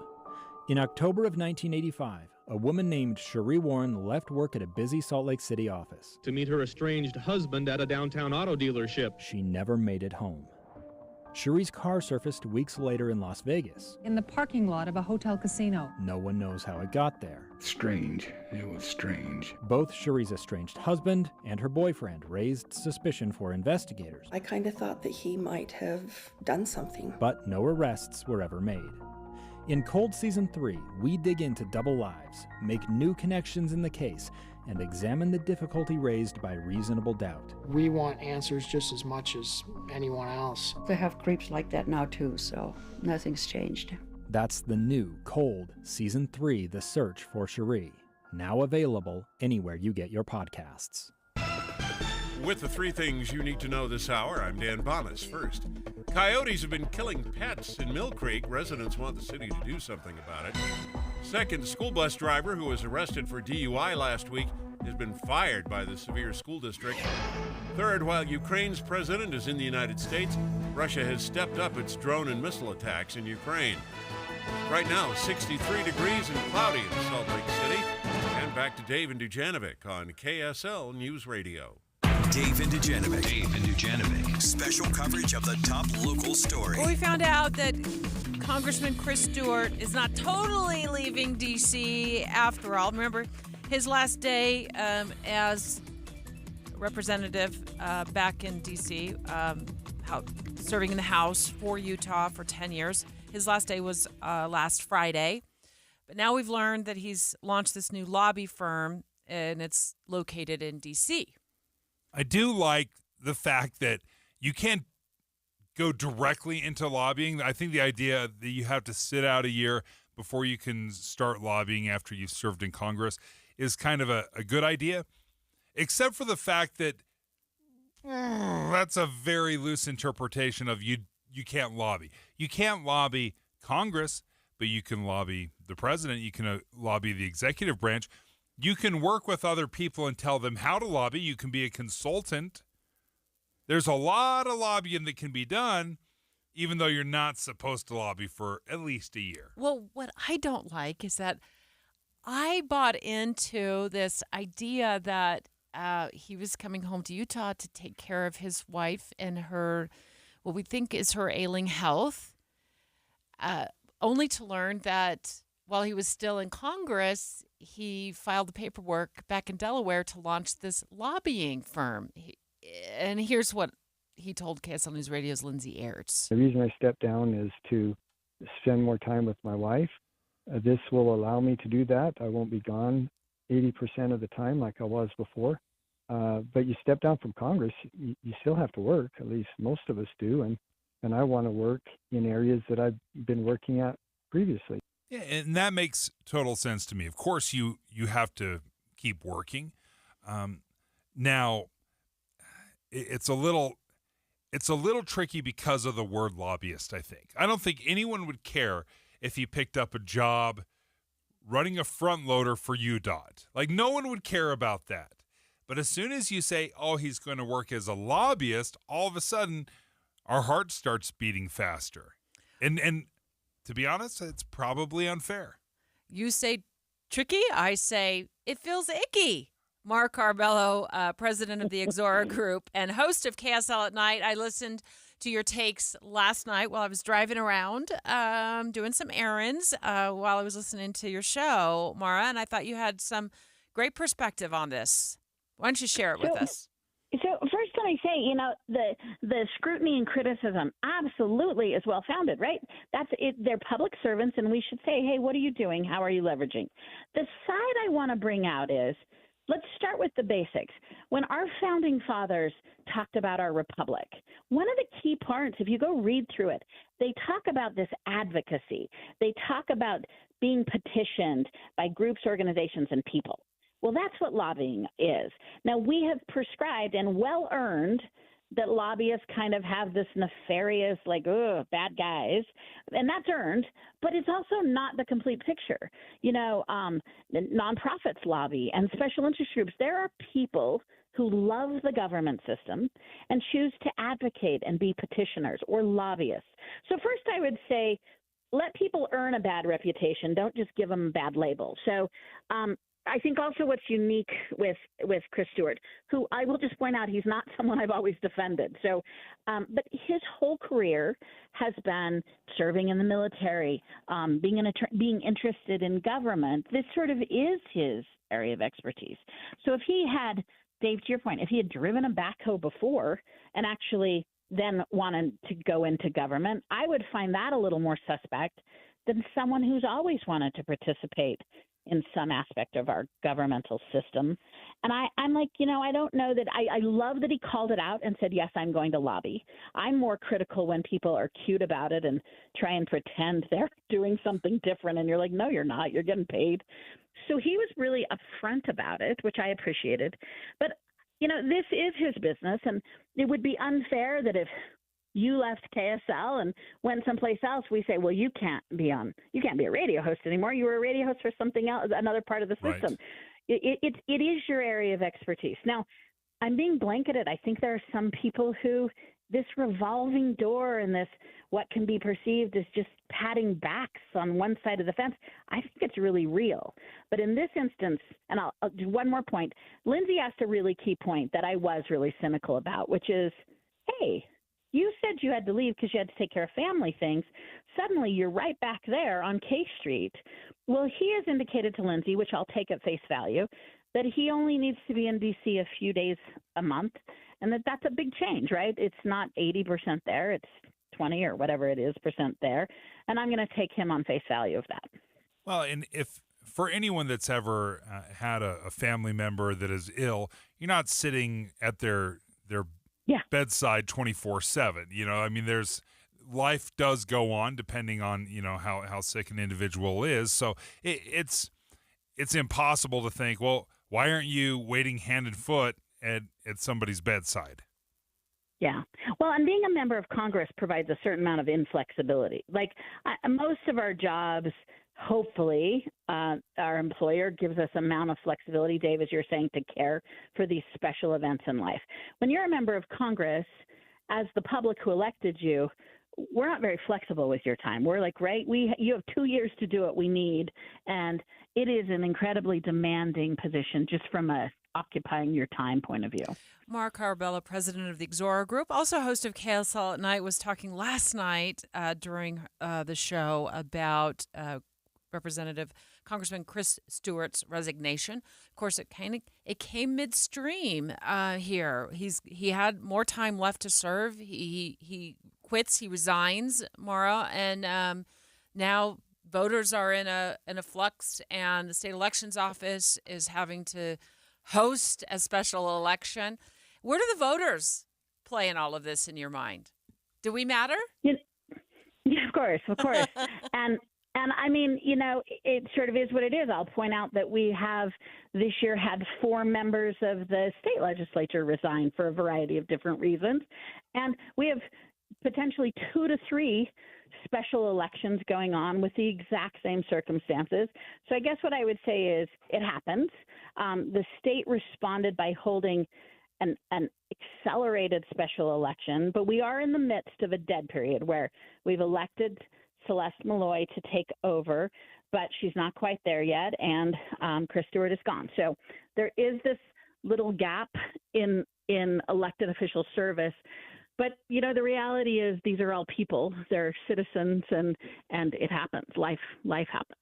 Mari Carabello, thank you for joining us. President of the Exora Group, gives a good perspective on maybe a different way to look at lobbyists.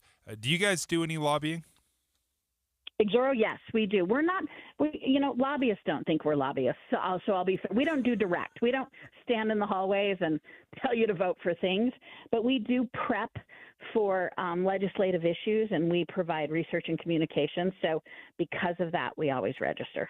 Okay. Lobby adjacent, maybe?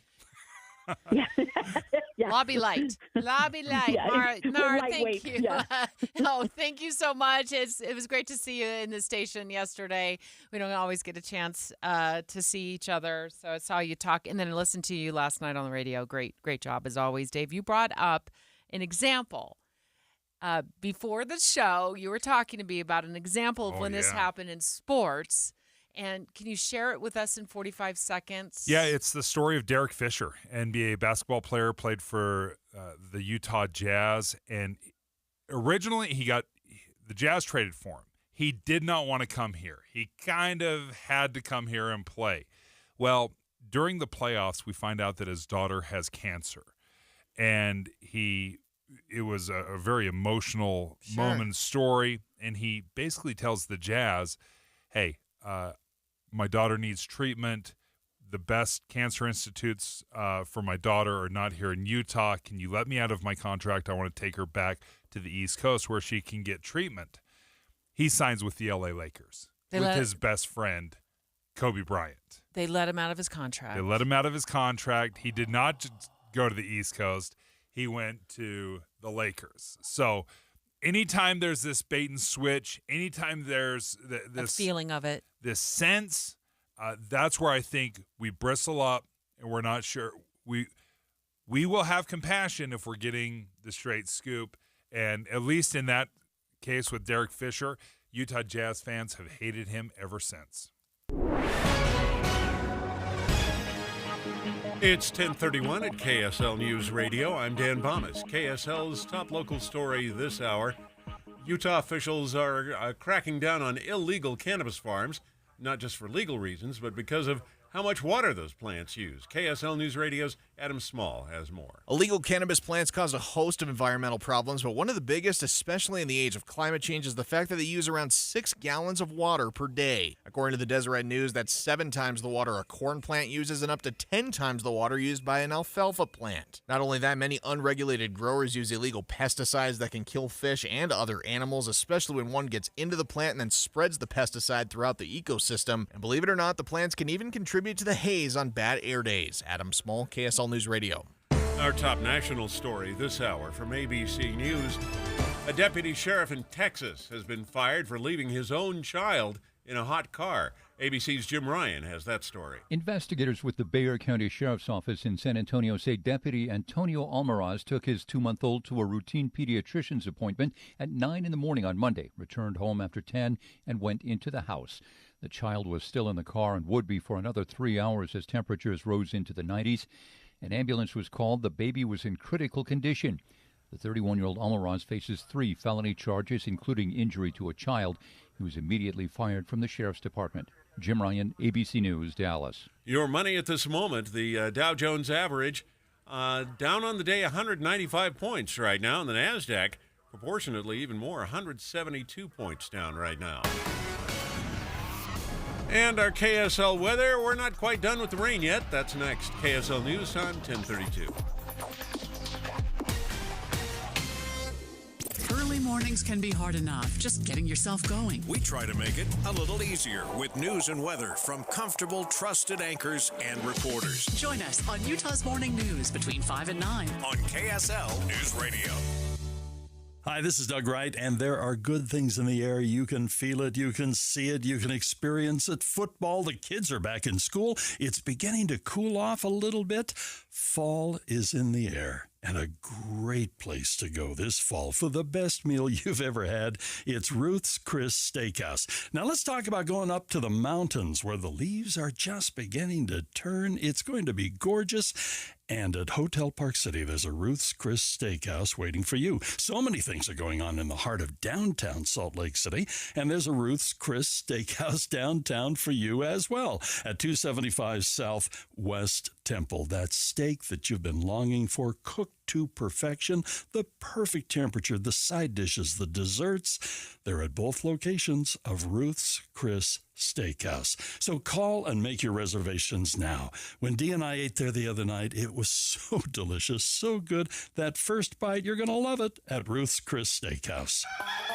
Here's Jake Harwood of Harwood Farms. I'm Jake, and I grow a lot of corn, but the corn season is ending soon. Sadly, Harwood Farms green roadside stands will be closing for the season soon. But the fresh growing season is still going strong. Stop by and stock up now with Jake's Farm Fresh corn, tomatoes, peaches, watermelons, and more. After that, it's Jakers Jack-o'-lanterns for all your fall family fun. Jakers in Springville opens September 29th, and Little Jakers in Sandy the first week of October. Fresh from our family's farm to your family's dinner table. Harwood Farms. Martin's Collision Repair. 50,000 cars repaired and counting. Just check Martin's 5-star online reviews. And posted, Martin's service and professionalism is superb. They've repaired my Lexus beautifully in record time. Hi, I'm Tiago Martins. Check Martin's Facebook page or martinscollision.com for your 5-star Martins experience. On State Street in Norham and in Salem, we work with all insurance companies. The right repair, the right paint, the right choice. Martin's Collision Repair.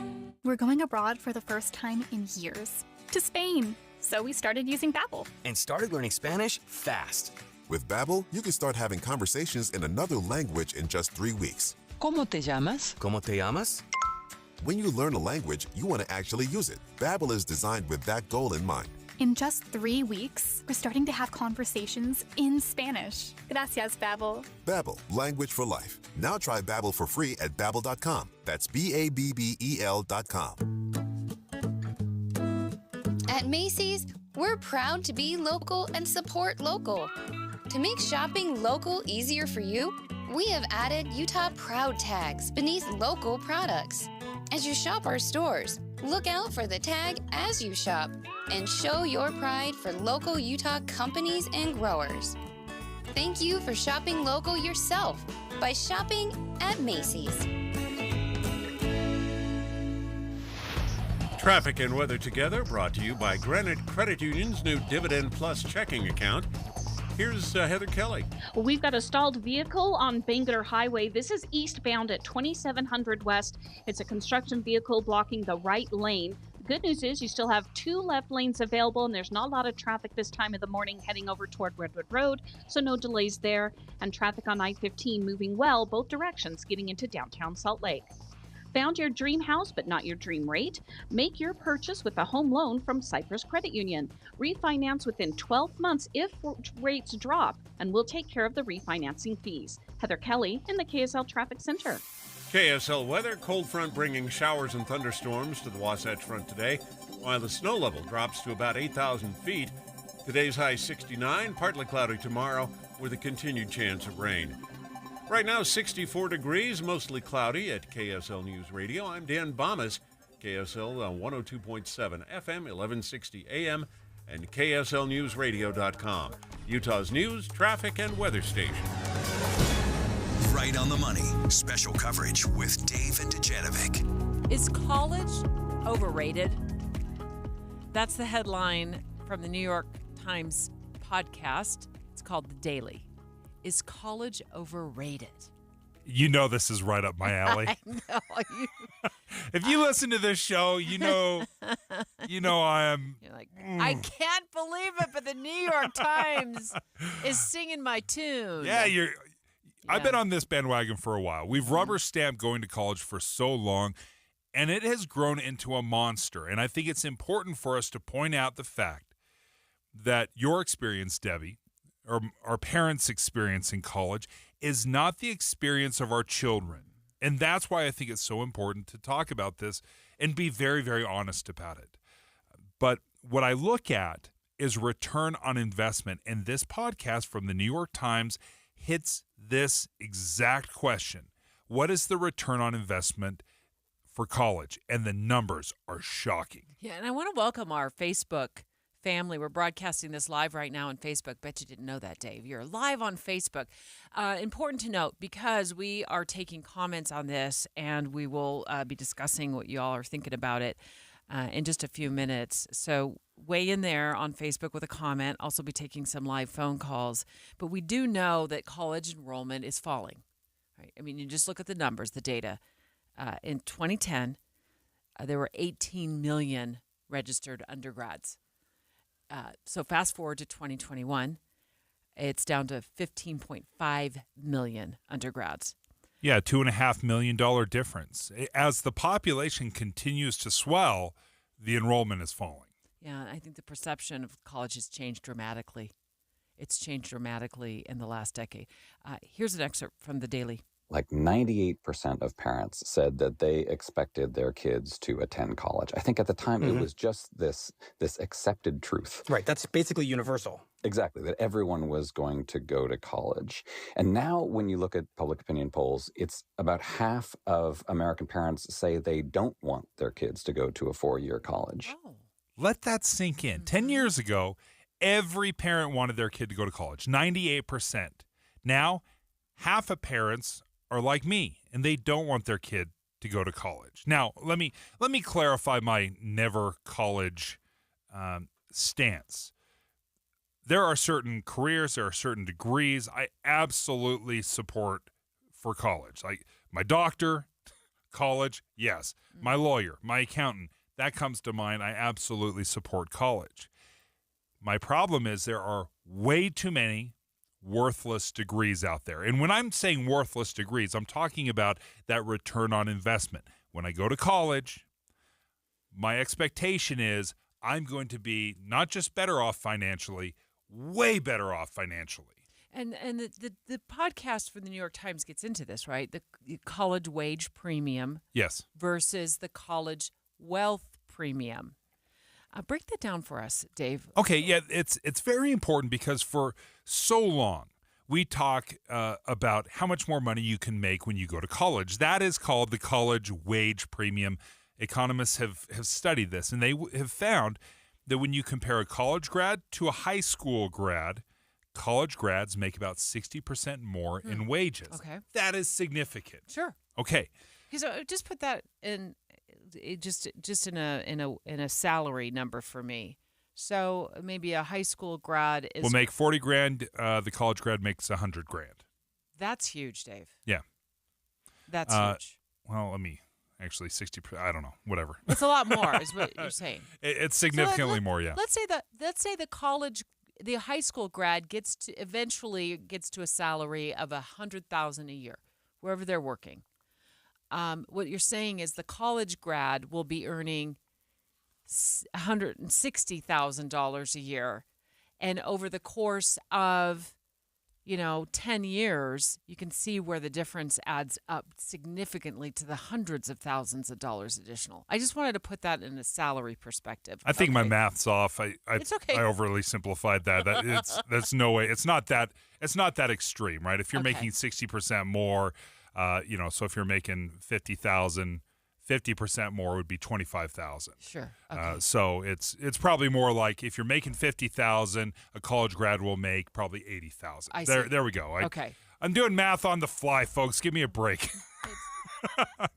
Okay, so here's the problem though with the college wage premium. Okay. So if you're making either $50,000 a high school grad, but you're making $80,000 as a college grad, what they don't factor into these numbers is how much did you pay for college?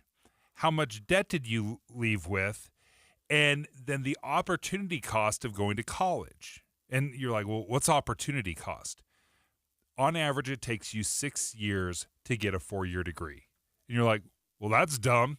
Well, yeah, that's the national averages. It takes you 6 years to get a 4-year degree.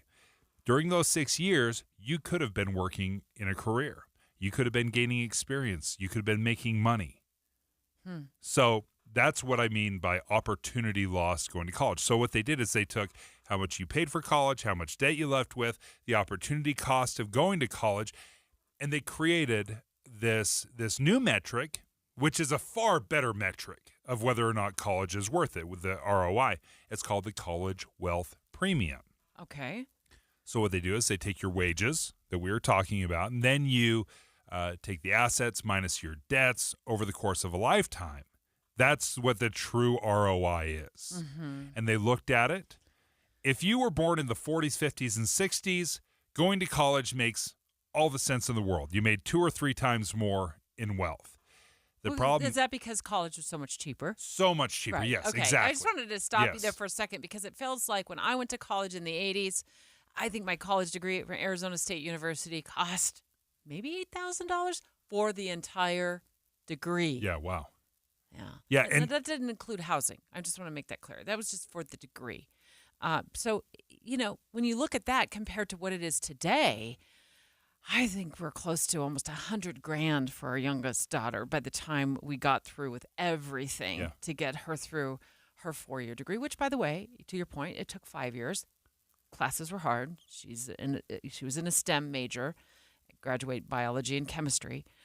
So it was a 5-year degree. So that obviously adds to the cost with the extra expensive housing and et cetera. So I can see where people born in 40s, 50s, 60s, I was 67 baby, 1967, it probably is a better return on investment. And companies valued college degrees more because it was more unique. My applications for TV news reporter got spit out, didn't get looked at without that, yes, I have a bachelor degree back then. That was just how it was back then. Right. There was no exceptions. There were plenty of other wannabe TV news reporters standing in line behind me who had college degrees. So I knew that was the cost of entry, right, into the profession. We're going to take your phone calls. 801-575-TALK. 801-575-TALK. Is college overrated? We want to hear from you. We posted this on Facebook. My goodness, folks. You love this question. 158 comments in just an hour or two. So we want to hear from you, though. Please call in 801-575-TALK. And I'll break it down. If you go to college, the best chance you have to make college worth it. But give us a call. Is college overrated? 801-575-TALK. Dave and Dujanovic. Did you know Utah has just one all-new station in the morning? It's this one. Weekday mornings between 5 and 9. Start your days with us. We're Tim Hughes and Amanda Dixon. Your morning companions for news. The best value in live TV and streaming is with Xfinity Internet and Now TV. It's the best network for watching all the entertainment you love without missing a beat, including live TV and sports, all your favorite shows and movies on a network made for streaming. Watch what you want, when you want. All you have to do is just sit back and enjoy. Get way more into what you're into. Stream on the next generation Xfinity 10G network. Switch today to get a great deal on a great deal of entertainment. And speaking of great deals, now through September 21st, get 1.2 gig internet on the 10G network for just $25 a month for 2 years when you add Xfinity Mobile with unlimited data. Plus, there's no annual contract and you get Wi-Fi equipment included. Plus, add Now TV with Peacock Premium, a $5.99 a month value included at no extra cost for just $20 a month. Switch today. Go to Xfinity.com, call 1-800-XFINITY or visit a store today. Requires paperless billing and auto pay with stored bank account. Restrictions apply. Now TV requires Xfinity Internet, taxes and fees extra. Xfinity Mobile requires Xfinity Internet after promo. Regular rates apply to internet service and Wi-Fi equipment. Actual speeds vary. Have you Googled yourself lately? Are there negative posts from an ex-employee or from a former client? Maybe an outdated news article or sensitive personal information about your family? Search engines don't always get it right. For right or wrong, it's your reputation on the line. That's where Reputation Defender by Norton comes in. One of the most trusted names in online reputation repair, Reputation Defender has been fixing people's search results for over 15 years. Their cutting-edge approaches help you to wipe away unwanted information in your search results. They also promote the good stuff so that it rises to the top, helping you put your best foot forward. Your good name is too valuable to leave to the whims of a Google algorithm. Take control with Reputation Defender. You can start by getting your free reputation report card at reputationdefender.com or call 800-401-6681 to speak to an expert. That's 800-401-6681. Attention smart homeowners. You don't have to fall for flashy promises and companies that don't even prove their work.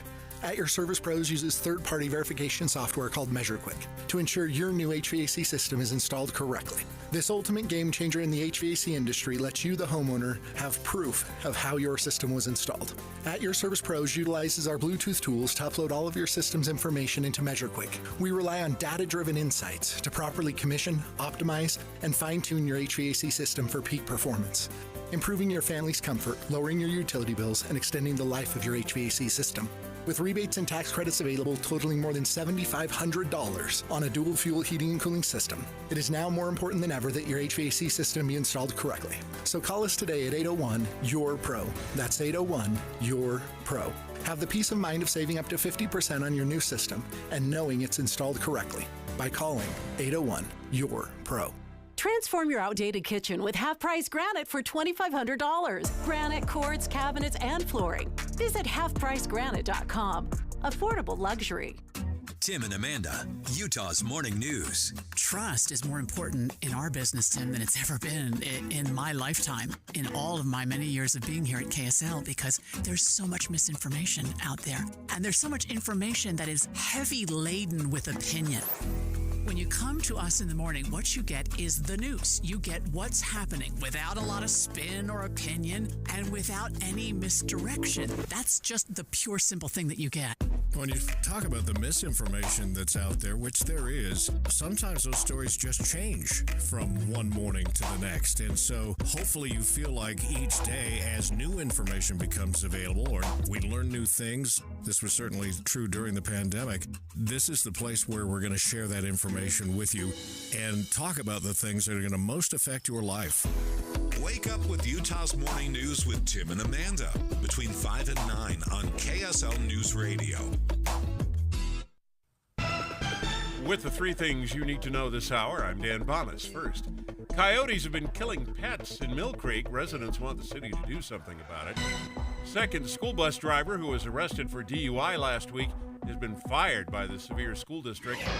Third, while Ukraine's president is in the United States, Russia has stepped up its drone and missile attacks in Ukraine. Right now, 63 degrees and cloudy in Salt Lake City. And back to Dave and Dujanovic on KSL News Radio. Right on the money. Special coverage with Dave and Dujanovic. I am a huge proponent of college. I always have been. In fact, one of my oldest child, Dave, said to me, of course, she's in her late 20s now. She said, I never thought I had a choice but to go to college. And they all went to college.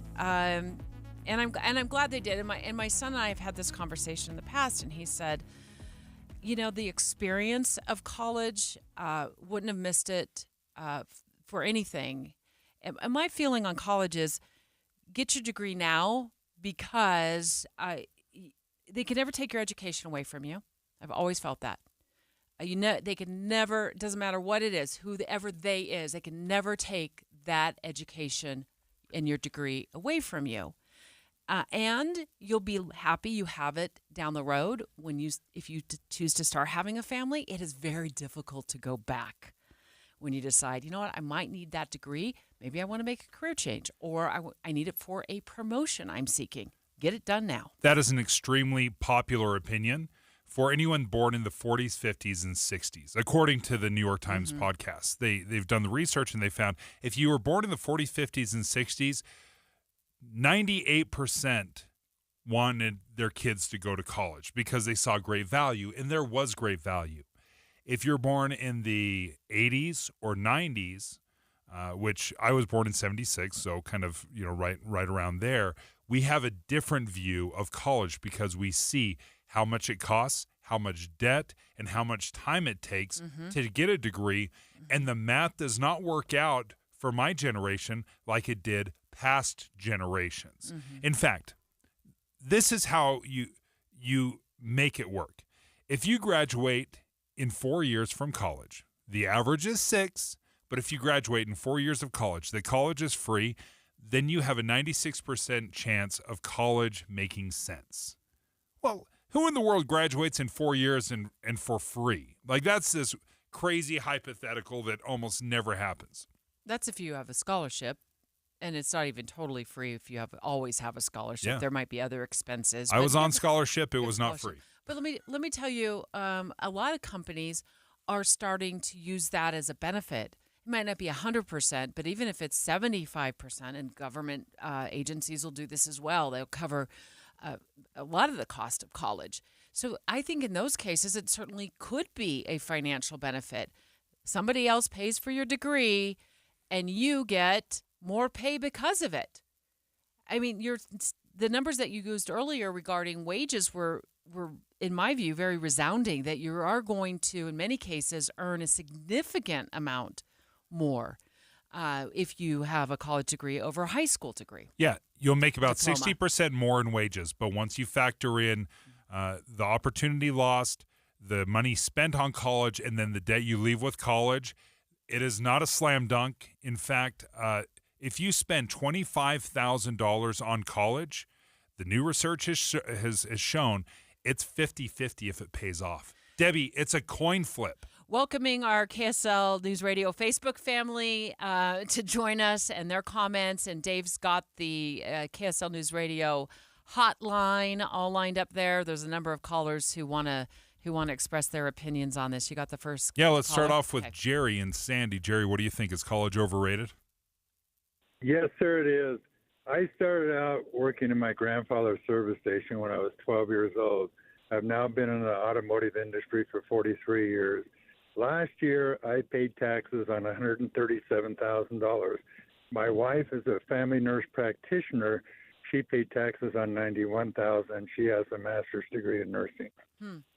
Yeah, and listen, the chances that a high school grad out-earns a nurse practitioner, maybe the numbers don't bear out. That you're probably a little bit more of an anomaly. I also want to point out that... And that's a higher degree. Yeah, I mean, running the family business, which is awesome. I mean, a product of a small business owner myself.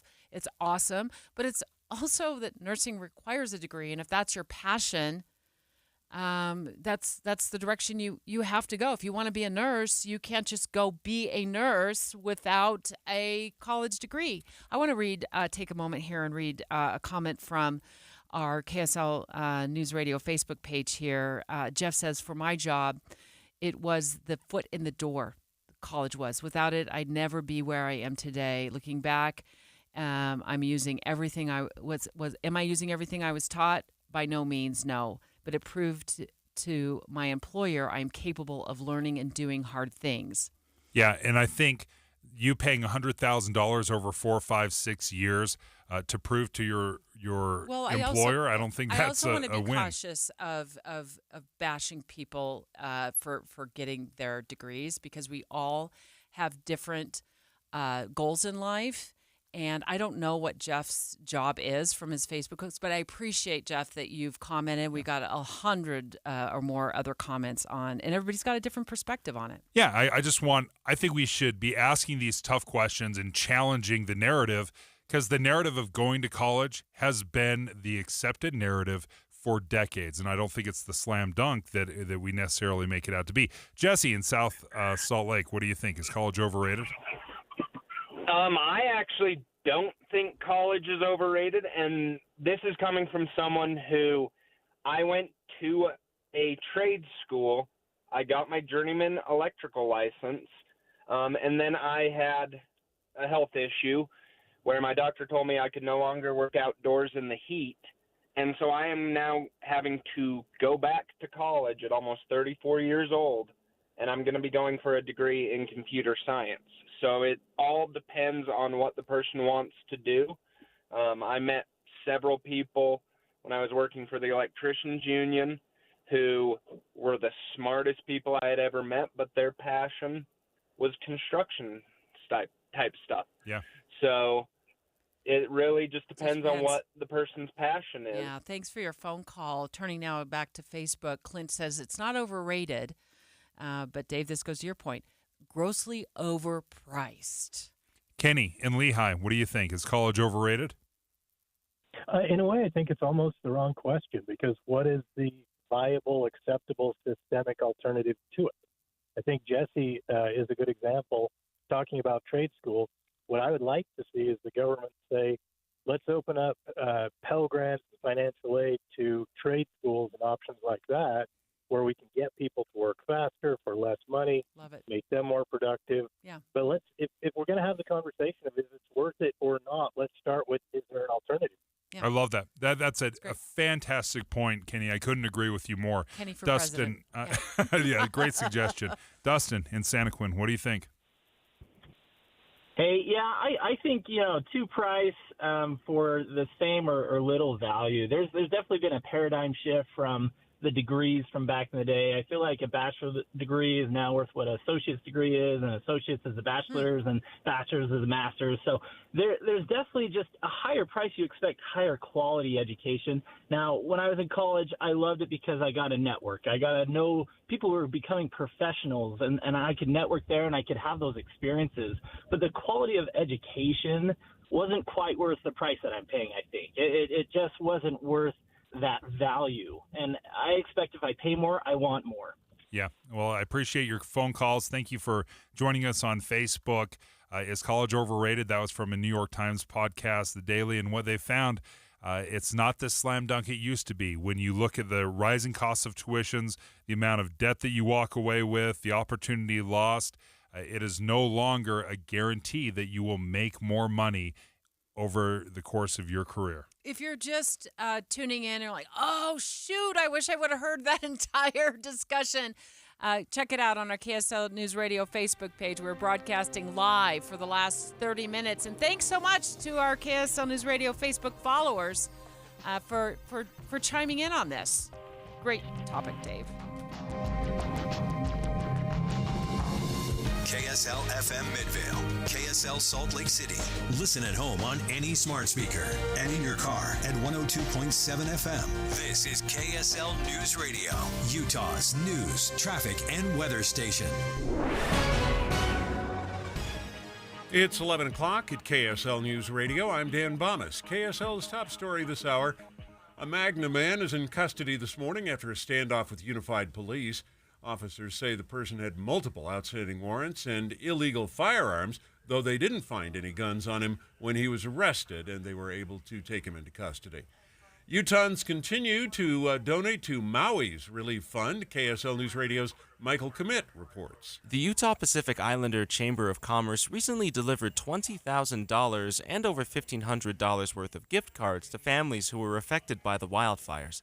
Chamber President Alan Tolapai says these donations reflect the culture of love and family found among Utah's Polynesian population, but he also encourages anyone to vacation to Maui. Tourism is the island's income source, and there are still many places people can visit and support. Until then, you can still donate on the Chamber's website. Our top national story this hour from ABC News. 92-year-old Rupert Murdoch, who created Fox News as part of a multinational media empire, is stepping down from his leadership positions in November. ABC's Brian Clark has details. Rupert Murdoch began his career owning newspapers in his native Australia. He expanded his empire first to New Zealand, then the United Kingdom, and ultimately the United States, where he created Fox in the 1980s and the Fox News Channel in 1996.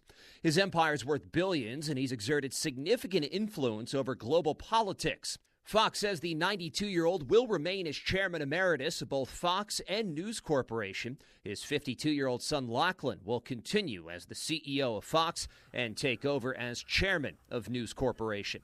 Brian Clark, ABC News. Your money at this moment, the Dow Jones average down 235 points on the day right now. The NASDAQ is down 170.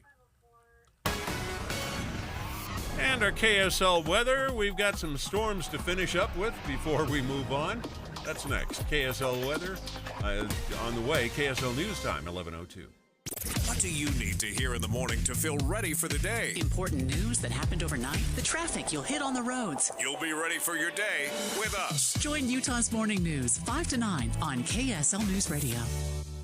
Attention taxpayers, ready for some bad news? With $80 billion in new funding from Congress, the IRS has launched their most aggressive hiring campaign ever to ramp up enforcement. If you're ignoring your taxes, don't delay another minute because your paycheck, your bank account, even your home or business could already be at risk. Now, here's the good news. Optima Tax Relief, America's #1 tax relief firm, can get to work immediately, helping to protect you from the IRS. A+ rated by the Better Business Bureau, their tax attorneys and licensed professionals are experts at resolving tax problems. Let them help determine if you qualify for the Fresh Start Initiative or other powerful IRS tax assistance programs. Take control. Call Optima Tax Relief now for a free consultation. Call 800-343-6460. 800-343-6460. 800-343-6460.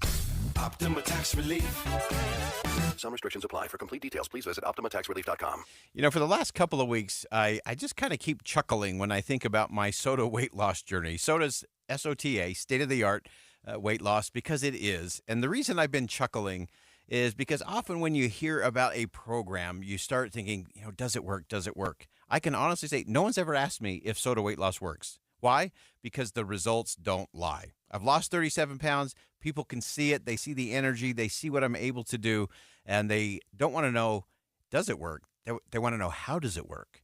And it works because you have your own nutritionist. You have one-on-one consultations. You get to the root cause. It's a really all points of the compass approach to emotional eating, your habits, getting the right nutrition to your body at the right time. And it's all so simple. And it works. The results don't lie. So you don't have to ask, does SOTA work? It works.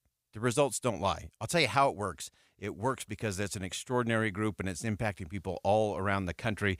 As I always say, when it comes to your SOTA weight loss journey, no time to lose, only time to win. I've been doing this for over 20 months now. Start winning with SOTA weight loss, SOTAweightloss.com. Looking for fabulous food, atmosphere, and tradition? Make your reservation at Five All's Restaurant today. The perfect place for a romantic dinner, birthday, or anniversary celebration. You'll love dining at the Five All's. Hey guys, are you over 30? Let's talk about testosterone and performance. Your testosterone can decline at an average of 1 to 2% a year after you turn 30. And Revive Men's Health have been experts at treating men with low testosterone and ED since 2011. We're the clinic guys come to when their current treatment isn't working. They have a complicated medical condition, or they're just not happy with their performance. We love what we do and the patients we care for. You can ask our patients. We did, and we have a 99% patient satisfaction rate this year. Our patients even tell us we're more affordable than their insurance deductibles and copays. Let's get to the bottom of your issues and fix them. That's what we do, and we do it really well. Book your T-Check and exam today. Call 801-263-7777. That's 801-263-7777. Or send us a private message at revivemenshealth.com. Traffic and weather together, brought to you by Granite Credit Union's new Dividend Plus checking account. Here's Ricky Meese. We had an accident northbound I-15 about 1300 south, got moved over to the right shoulder. Looks like it's already been cleared completely out of the way. It caused a little bit of backup, but even those delays have cleared. We're looking at a good drive on all the Valley freeways at this time. How do you know if you're getting the best deal on employee benefits? You don't, unless you get free quotes from every insurance company every year. Visit shopmyplan.com to get free quotes. Ricky Meese in the KSL Traffic Center. KSL weather, a cold front bringing showers and thunderstorms to the Wasatch Front today, while the snow level drops to about 8,000 feet. Today's high 69, partly cloudy tomorrow with a continued chance of rain. Right now, 64 degrees, partly cloudy. I'm Dan Bonas, KSL News Radio, 102.7 FM, 1160 AM, and KSLNewsRadio.com. Utah's news, traffic, and weather station. Dave and Dujanovic. Okay, so the United Auto Workers strike is expanding. And at first I thought, they're just all walking out on the Detroit's Big Three. And this has really been a strategy by the head of the UAW to kind of have these rolling, it's kind of like the electricity, the rolling blackouts. Yeah. But this is a rolling strike. And now they've, are looking at a Friday deadline, and the negotiations don't flush out any sort of an agreement. The UAW, Dave, is threatening to send more auto workers home and put them on strike. Yeah, it's a vice, and this vice is slowly tightening. The big three is Ford, GM, and Stellantis. Chrysler, I should say. It's called Stellantis. No one knows Stellantis, but it's Chrysler. Chrysler, Fiat, okay, whatever. But the big three are getting squeezed by the United Auto Workers.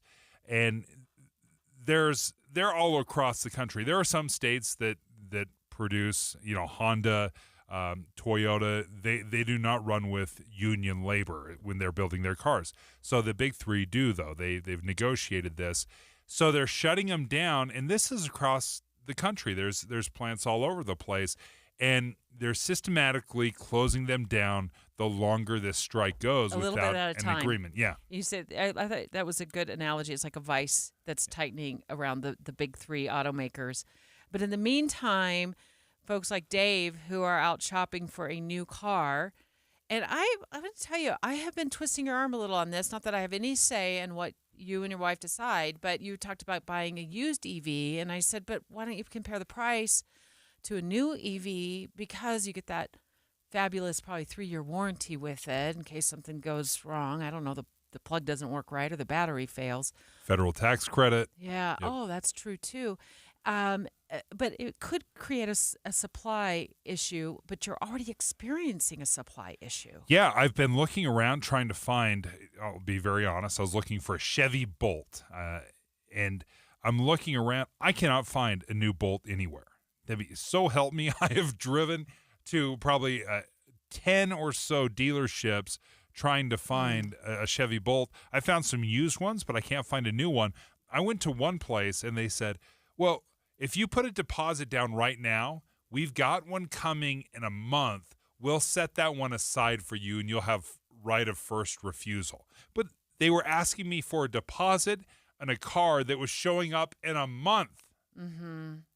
Heather Kelly, usually we hear you when you're in our traffic center, but you also host a podcast here, Money Making Sense, here on, for KSL. And when Dave does finally find that car, given the, landscape right now of not enough cars to go around and also high interest rates, he had lots of questions for you. Well, I love this because when I saw you yesterday, Heather, you said, hey, listen, when you're ready, come talk to me because I've got all the tips. I'm like, well, fantastic.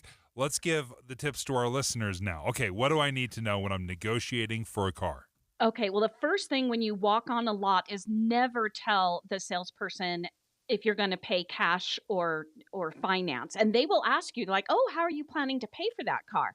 Because the reason they ask you that is As soon as you tell the salesperson that, they're going to radio that back to the finance people, and they are going to try to get you always coming and going to add money to your purchase price of that car. Oh, so like to add options. Yes.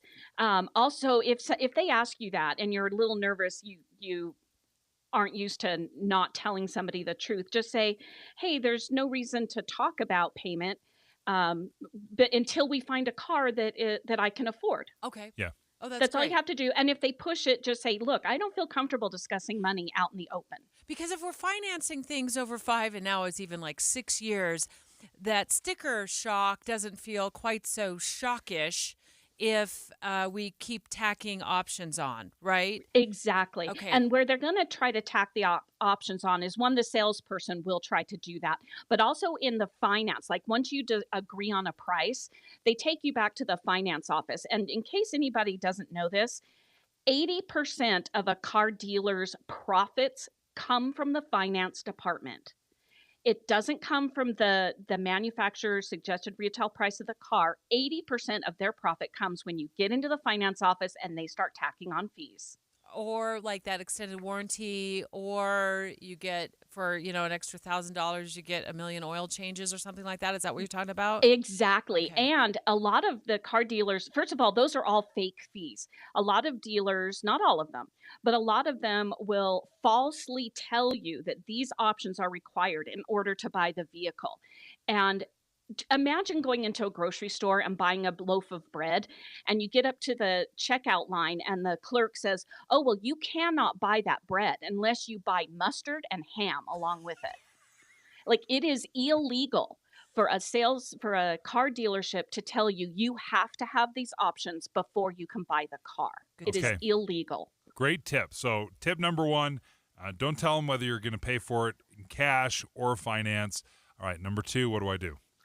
Number 2 is do look over your contract. Like once you've decided on a price that you feel you can afford, and you're still not going to tell them whether you're paying cash or a check yet, or cash or finance yet.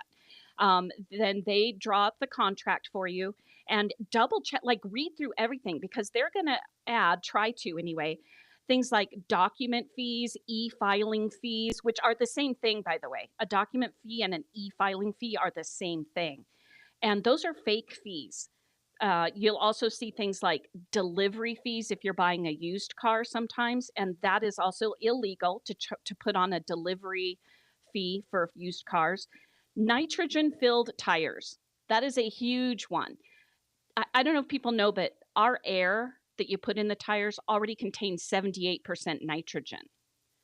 So they'll charge you up to $500 to fill tires on a car before you drive it off the lot with nitrogen. And this isn't all dealers, you're saying, but these are things that we need to be looking out for in case the dealer we're negotiating with is doing this, right, Heather? Exactly. Okay. And it is huge. It is, I mean, like I said, not every single dealer does this, but it is very, very common. And the thing that the salespeople and car dealerships rely on is that you don't know that this isn't legal to do. I a lot have of these no things. idea the legality or illegality of any of this stuff until you just told us. Heather Kelly, thank you. Heather, do you have any more tips? Do you have a longer list to go through? Oh, I have a huge list. Okay, So if you go to my podcast, one of the episodes I did a couple of months ago is called "Don't Get Taken for a Ride When Buying a Car." Okay. And you can find that. And there's another episode coming out in a couple of months about car buying as well. So I'm going to beg you. I don't know how busy you are before noon today, but we have a slot open at 11:50 today where we haven't been getting anybody to join the show for. Can you call us back since you do work here? Can you call us back at 11:50? Because Dave is. Are we double dipping? I yeah, love we're it. going to double dip with Heather because this is great. These are great tips. I know Dave is antsy to go out this weekend and try to score a car, and I think he's looking to finance it. And a lot of our other listeners in the same Don't boat. tell him I'm going to finance it. Oh, that's She right. just No, he's number gonna walk one. in with a wad of cash. Heather, call in at 11:50. Okay, we'll do. It's really, really great, helpful, actionable information from our very own Heather Kelly who does, traffic for us here, but she also is really smart with her money, and she has this podcast, Money Making Sense. She's helping Dave with how to negotiate to buy a car. And the reason we're talking about that is because the Wall Street Journal just came out with a thing that said it's never been a worse time to buy a car. Well, when you need a car, you need a car. We're going to have to buy cars because these are not luxuries. We need to get from point A to point B, get to work. So, Heather, thank you for joining us. We'll talk to you at 11:50. Yeah, straight ahead. You got a missing pet? A warning from the police department. You got to beware of scammers. If you've got a missing pet and posted publicly about it to try and find it, beware of scammers who will tell you they've found your furry friend but need you to pay vet bills. I'm KSL News Radio's Hugo Ricard-Bell. That story next. Dave and Dujanovic. Hi, it's Tim Hughes and Amanda Dixon. Why should you start your day with us? We have decades of news experience between us. And we take your trust seriously. Come here for news tomorrow, 5 to 9. On KSL. It's beginning to feel like fall. Things are really starting to change during the daytime hours. Rain and cooler temperatures are coming. Lows dip into the 40s, and we'll see some high elevation snow. Get the latest on our transition to autumn with a reliable KSL forecast every 10 minutes on the 9s on KSL News Radio, Utah's news, traffic, and weather station. As the weather turns colder, this is when you need to get those new windows. So call Advanced Window Products. They'll replace your single-pane, rickety old windows with stylish, state-of-the-art double-pane windows with precision frames. You pick the style and color. They're custom-made right here in Salt Lake City. This company is so Utah. It's run by two guys who grew up here, Jake Weber and Utes defensive star Nate Orchard, the mayor of Sacktown with 7 NFL seasons under his belt. Great guys, great company building high-quality windows for 37 years. Unlike other companies, they build the windows, they install the windows, and they guarantee them for life. No middleman. There's Jake, Nate, and their team, and there's you, saving on the highest quality windows. Right now, before winter, get $2,000 off 10 windows or more, and they offer 60 months, 0% financing. So call Advanced Window Products now. You could have stylish new windows in 8 weeks.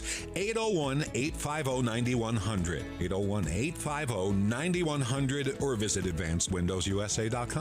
What I know about courage, I learned from my adoptive mom. She said sometimes you just gotta hold on and know we'll get through this. Mom, we are so high up. Hold my hand. No, you hold my hand. Here we go. Learn about adopting a teen from foster care. You can't imagine the reward. Visit adoptuskids.org to find out more. I learned patience from my adoptive dad. All he had to say was, "Hey, you got this. Just breathe." Hey, we're pretty good. Yeah.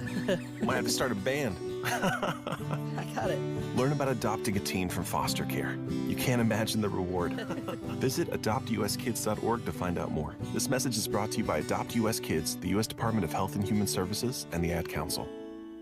If it's out of sight, it's out of mind. Even though that's an old adage, it's still very true today. And it's especially true of your old 401k. I'm Jeff Jr. with Trajan Wealth, asking you to get that old 401k in sight and out of the company you no longer work for. But don't roll it into your new 401k. That could be one of the worst things you do. Of course that's easy. But when has the easiest way ever been the best way? Instead, call Trajan Wealth and learn about all of your options, including a way to earn an upfront bonus of up to 25% for your future income just for rolling it over. That's right. You could earn up to a 25% bonus for your retirement income just for rolling that 401k over with Trajan Wealth. Don't roll that 401k into your new company plan. Don't do it without calling Trajan Wealth first. Call 801-899-7600 or visit TrajanWealth.com. Guarantees are based on the claims paying ability of the issuing insurance company. Join the Utah Symphony for the greatest classical hits from the 1700s to today. Tickets start at $21. Get yours today at utahsymphony.org. Made to shine.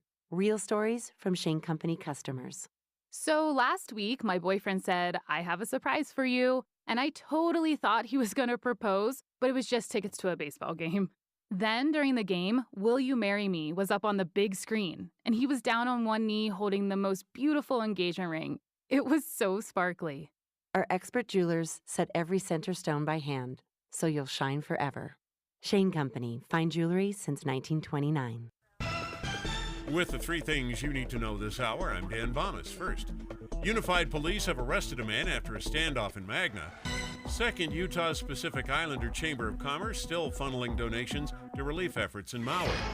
And third, Rupert Murdoch stepping down after building a multinational multimedia empire, including Fox News. He's 92 years old. Right now, we're at 64 degrees under cloudy skies in Salt Lake City. And back to Dave and Dujanovic on KSL News Radio. Dave and Dujanovic. Following up on a story from KSL 5 TV, also heard Hugo Ricard-Bell on Utah's Morning News this morning about missing pets and scammers taking advantage of, sad pet owners who've been missing their pets, hoping to find them. If you've got a missing pet and posted publicly about it to try and find it, beware of scammers who will tell you they've found your furry friend but need you to pay vet bills. I'm KSL News Radio's Hugo Ricard-Bell. I'm telling you, Deb.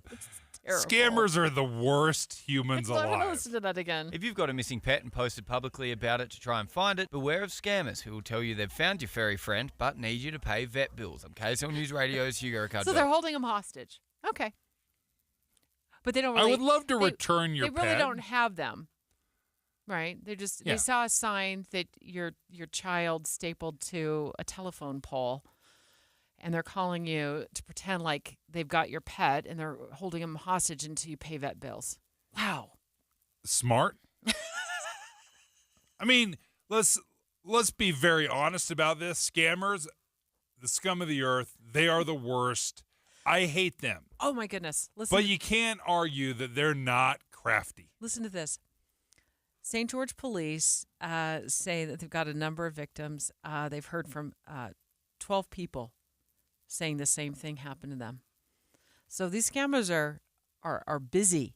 Kathy Freitas, she's the Animal Services Supervisor. Are you out of St. George, Kathy? Yes, ma'am. Oh, well, thanks for calling in. I don't know if this is a statewide problem, but I guess it soon could be. Absolutely, yes. So what do you know about the pet scams? So what we've experienced here, and it's been ongoing. We received a few sporadically over the last couple of months, but on the 19th, on Tuesday, we received several phone calls from citizens distraught, thinking that we had found their lost pets and that we were requiring money from them before they could reclaim them. Fortunately, all of these people that called in called the shelter directly to verify if we had their pets, so we were able to tell them that what was going on was a scam. So what does the call specifically sound like? From what we've been told, this scammer will contact somebody that has posted their pet as a missing pet. We've got various Facebook sites where they can post their missing animals. And they will call them and say, hey, they identify themselves as the St. George Animal Shelter. And then they say, we have found your missing pet. There was some medical issues. We had to take your pet into the vet, and we're requiring you to pay that vet bill before you can pick up your animal. And then they won't verify with the owner that they actually even have the pet. They won't answer any further questions. Yeah, so even if the owner said, hey, okay, that's great, FaceTime me right now, show me Fido, I want to see Fluffy, they won't do that. Correct. There have been several owners that have asked for a picture. Can you send me a picture of my pet so I can make sure that it's him? And the scammer won't do that. Is anybody falling for it? Because without any kind of confirmation, it does sound, pretty suspicious. Right. So we did have one citizen that actually went so far as to they said that they would meet up and pay this person in cash, and the person said they couldn't accept cash, but to do an electronic payment, and she did attempt to do that. Her bank recognized it as fraud and canceled the payment or stopped the payment before it went through. Goodness. So we have had at least one person fall for it, which is understandable. It's an emotional time. This person is working on their emotions, and they think their pet is found and injured, so they're very susceptible. Yeah, and when you're in that heightened state, you're not always thinking clearly. How much are they asking for? Is this a few $100s? How much? It varies. The only one that I know of for sure, there was one pet owner. I believe he told us that they were asking for $200. around there, and they were breaking it down. It was $70 for this, $60 for this. They were giving them like an itemized list. Okay. But that's the only one that I know of a specific number amount. Kathy Freitas is the animal services supervisor down in southern Utah in the St. George area, and they are warning residents about this pet scam where if you posted a picture of your missing dog or cat or pig or whatever's missing, your duck, rabbit's gone, whatever the case may be, these scammers are getting a hold of these phone numbers and then calling up the pet owners and saying, I've got Fido here. And if you want to send me $200, can't meet in person, but send me $200 for all of these different charges, whatever the charge is, we'll go ahead and free them back to you. But these are just scams. Kathy, how would it normally work? Let's say that one of my cats went missing this afternoon. I only have one left. The others have left our family, but we have one cat left. Let's say Milo walked away this afternoon and somebody picked up Milo and turned him over to Animal Services. How does that work? So the first thing we do when a lost animal comes into our shelter is we scan it for a microchip. If it's microchipped, we can contact the owner immediately that way. So microchip your pets, people. Or wearing a collar, ID tag, anything like that. If there's no identification or microchip on the pet, then we scan through our lost reports, any reports that have come in for missing animals. We have all of our officers are active on social media, so we scan the social media posts for missing pets and try to match that up. If we're not able to find an owner that way, we post the pet on our social media as a found animal, hoping to find an owner that way. And then we hold on to the pet for 5 business days on a stray hold, allowing that time for an owner to contact us. If there were any reason whatsoever that a pet came in that did need medical attention immediately, we would take them into our vet, get that medical attention for them, make sure that they were okay, and then still hold on to that animal waiting to contact an owner. When the owner contacted us, we would let them know that we took them to the vet, but we don't hold the animal ransom for that vet bill. So a good action step, it sounds like, for missing pets and their owners is to have the owner contact the local animal shelters and report their pet missing. Absolutely, yes. And then we give you some pointers and tips of various ways that you can advertise your animal missing. Social media is a great networking tool for that. We also have missing pet reports on our website where they can post all of the information and a picture of their pet so that we have that available at the shelter to match up with animals that come in. As you were saying this stood out to me, you said we don't hold the animal ransom for outstanding vet bills, but will the owner be responsible for those vet bills once they pick up the animal? Yes, we do ask that the owner be responsible for those vet bills if necessary. But if that owner cannot pay those vet bills, we don't hold the animal from them. Amy or Kathy, just one final question: Are animal services experts, are they suggesting that people don't post their pet on social media sites or put up a poster because they could become a victim of a scam? You're not suggesting that? No, because it's such a valuable tool for social networking, and social media is such a valuable tool for a missing pet to be able to find it and relocate it. So we're not asking people to stop doing that. What we want is for people to be knowledgeable of the scams and to just be safe. And if it feels like the phone call that they've got, it just isn't legit, we're asking them to hang up and call us directly. You can call the shelter directly, have you found my lost pet? And definitely do not pay any money over the phone from somebody requesting that you give them money before you can see your pet. That's definitely not something that we would do. Kathy Freitas, thank you for joining us from St. George area, Animal Services Supervisor. Thanks. Have you ever had a lost pet, Dave? No. I have. No. I've had 2 missing cats, totally separate incidents. One, this is going to sound horrible. I was like, good. Good, but my kids would have none of it. No. But the other one, Angel, who was with us for like 15, 16, 17 years, when she went missing, the school across the street was under construction, and apparently she got out and she went and fell into the pit. Oh, really? Oh yeah, no, it was terrible. And we did get her.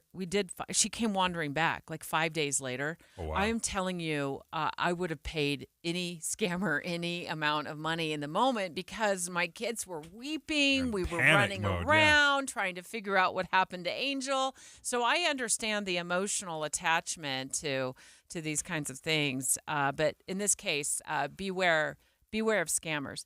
Next, usually when we have the mayor of Mill Creek on the line, it's over something like maybe like a property tax increase or something going on with changes within city government or city hall that we need to make listeners aware of. But in this case, he's going to warn about something else.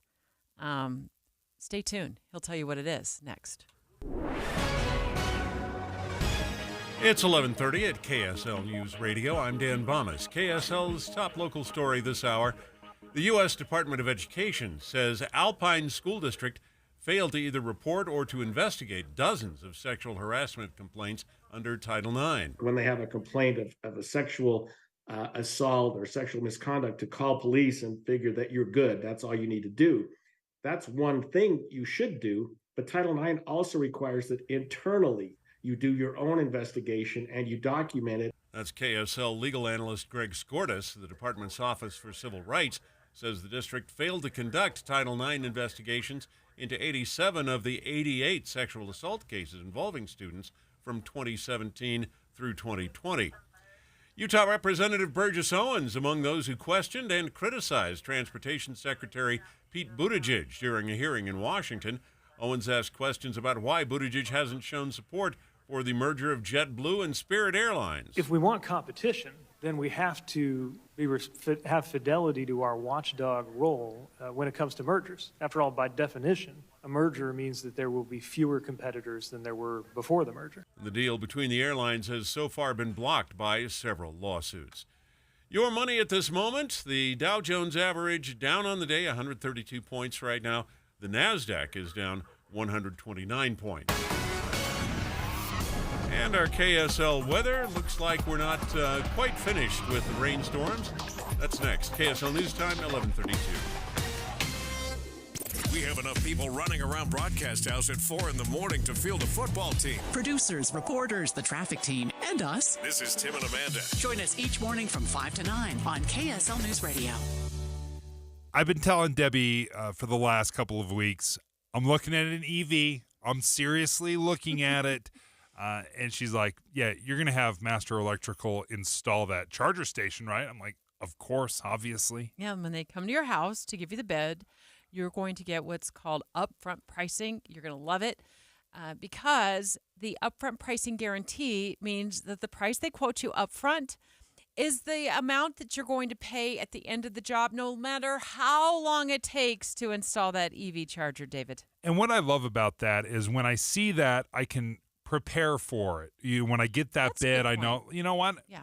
Is that the right price for me? I can say yes, I can say no, but what I can take to the bank is that it's not going to be more than what they quoted me. It's part of their upfront pricing guarantee. Yeah, no surprises. No surprises on your invoice. And they do everything from those ceiling lights. I call them can lights. I'm sure there's a recess lighting is probably a term most people know it by. Ceiling fans, smoke detectors, so important to keep your family safe. And those EV chargers you speak of, Dave, they do it all. Yeah, from Logan to Santaquin, they do emergency services, so always open 24/7. You can give them a call. 543-2222, 801-543-2222. Or masterelectrical.com. Here's a question. Do you wear dentures? At Grandpa's Dental, you can trade in your floppy dentures and get $2,000 towards an implant-supported solution. You know, they say the older you get, the more you need your teeth. Well, chewing your food isn't a luxury. And taking a bite out of a nice, juicy steak, well, it takes teeth. At Grandpa's Dental, they have over 10,000 restorations under their belt, and it's always affordable. When you walk into one of their 3 locations, you're family. Period. At Grandpa's Dental, they live their family legacy by building lasting relationships through state-of-the-art services. So if you want to stop the flop and actually eat foods you can chew, trade in your dentures at Grandpa's Dental for $2,000 toward your implant solution. Schedule your free consultation at grandpasdental.com today. That's grandpasdental.com. People can tell you that you're special, but Hercules Credit Union puts words into action. Let Hercules Credit Union treat you extra special with this limited time special deal. Open a new checking account and Hercules Credit Union will upgrade you to a premier status checking account free of monthly fees. Get a Visa debit card with your new checking account and receive 25,000 rewards points. Feeling special yet? Open a Visa credit card at the same time and get another 25,000 rewards points. Good for ultimate identity theft protection. Travel benefits and perks? It means cellular care coverage against accidental damage. Hey, I'm not done yet. It means gas and grocery gift cards. And yeah, there's a lot more. Start at HerculesCU.com and learn how to qualify for a free premier checking account for a limited time. Because you are special. HerculesCU.com. Hercules Credit Union, growing stronger together. All accounts insured to $250,000 by NCUA. Getting help with electrical repairs is easier than you think. All you have to do is call Any Hour Services or schedule an appointment at anyhourservices.com. No one helps more homeowners than Any Hour Services. There's things you need to know every day, and you will when you subscribe to KSL's daily 3 Things You Need to Know newsletter. Every weekday, we promise to deliver high quality and high value content to your inbox. No ads, no spam, just the top 3 things you need to know to stay informed about the world and community around you. Subscribe today. Visit KSLNewsRadio.com or text the word inbox to 57500. That's inbox to 57500. Traffic and weather together, brought to you by Granite Credit Union's new Dividend Plus checking account.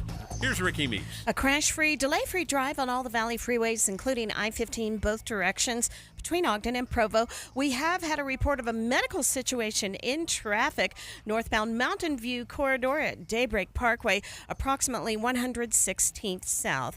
Is your car due for some extra love? Burt Brothers is here for your vehicle's routine maintenance, all done by our ASE certified technicians. Burt Brothers, affordable, complete auto care done better. Ricky Meese in the KSL Traffic Center.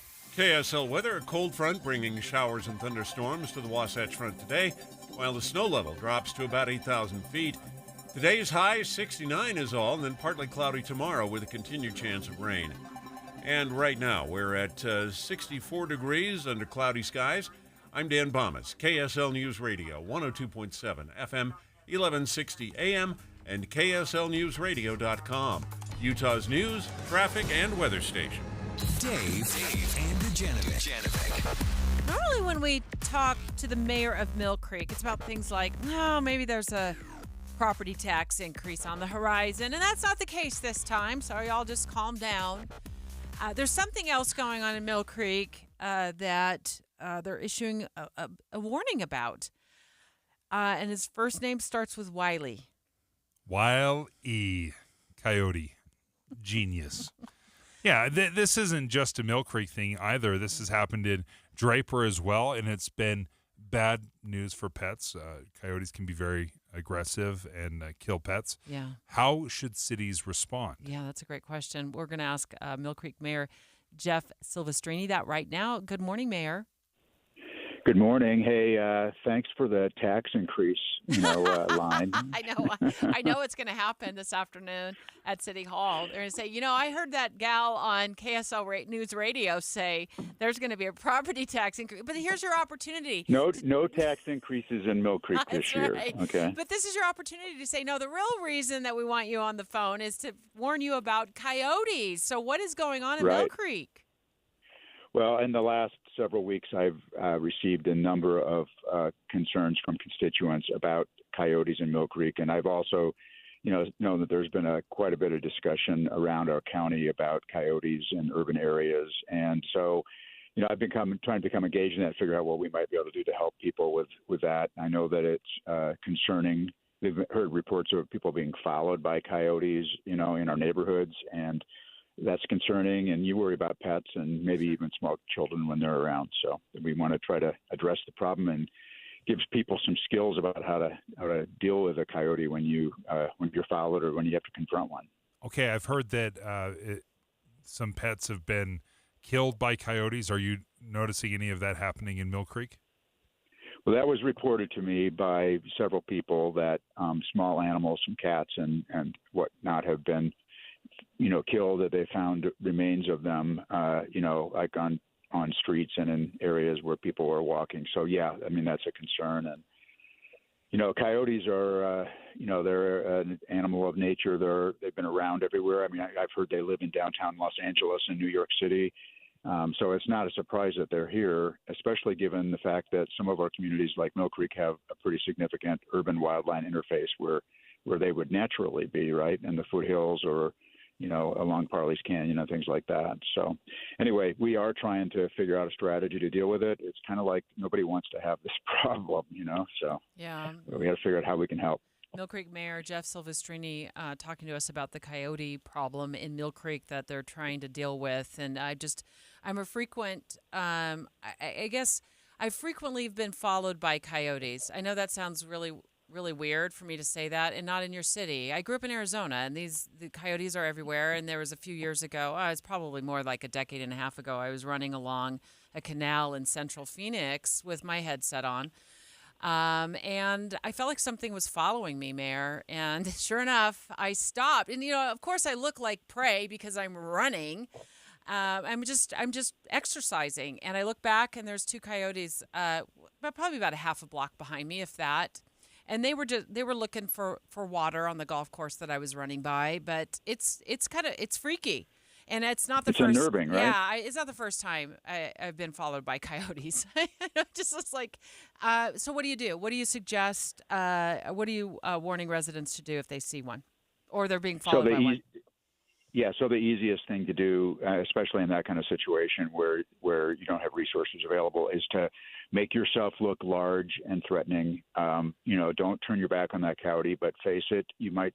If you see a rock, you might throw it at it, but yell, make noise, wave your arms, do things that show the coyote that you're a much bigger animal than they are. And, typically they're pretty timid.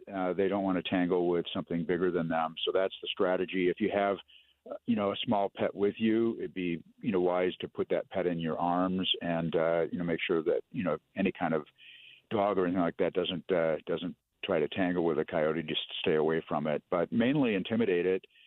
Don't run from them. It's called hazing. And the idea of this, there's some science behind it, is that you can kind of train the coyotes. If they have bad encounters with humans, they'll avoid humans. So that's the best strategy for people that just encounter them in nature. And then in terms of trying to deal with the problem otherwise, it's kind of frustrating. Nobody wants to deal with this problem. Our animal services folks don't really deal with it.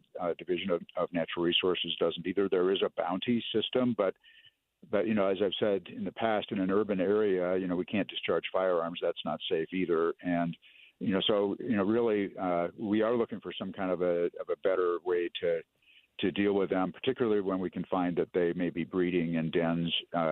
I've heard reports of that in Parley's Historic Nature Park along Parley's Canyon, and also in the Salt Lake County Country Club golf course area that's also north of Mill Creek. I know that I hear them. I can hear them in the eastern foothills in Mill Creek as well, along Granger Peak or Mill Creek Canyon. So they're there, but just intimidate them. That's what that's your superpower is get big, intimidate them, teach them who's boss. You talk about that bounty. What does that look like? So the state has a bounty of $50. There are some hoops to jump through in terms of proof that you have dispatched a coyote. Those kinds of situations are much more effective in rural areas where you might use a firearm against a coyote. We definitely do not want people doing that in an urban environment where our bad aim might inflict consequences that we don't want to see happen. So we don't want people shooting at them. But we've tried to look into, we've looked into people that we could hire to take care of the problem. There are people that trap them. There are leg traps, which obviously would be problematic in an urban area because other animals might step in them. Or there are cage traps, but I'm told that those are, pretty hard, not very effective. So I don't know. I'm just trying to think what might happen. I've watched enough nature shows to know that they might be darted and then relocated or taken care of otherwise. But even that's difficult because they aren't around all the time. It's difficult to get after them. You almost have to hunt them. Well, Mayor, I'm sure when you were elected, you probably never thought this was going to be on your to-do list. But I can tell you, I'll tell you right now, if I just run through your city, as long as I'm supervised, they'll follow me. I don't know what it is, but Mayor Jeff Silvestrini of Mill Creek, thank you so much for letting us in on the information about the warning that you're issuing residents. And it sounds like it's not just Mill Creek. They've also had a problem up in Draper. Coyotes are around us. And how can you tell if it's a coyote? They're usually between 10, 20, 30 pounds. They're brown, gray, black. That's kind of their coat. I think the one that really stands out to me is they have a bushy tail with that black tip that hangs down. Look, having seen a lot of coyotes in my life, you can tell. You definitely can tell.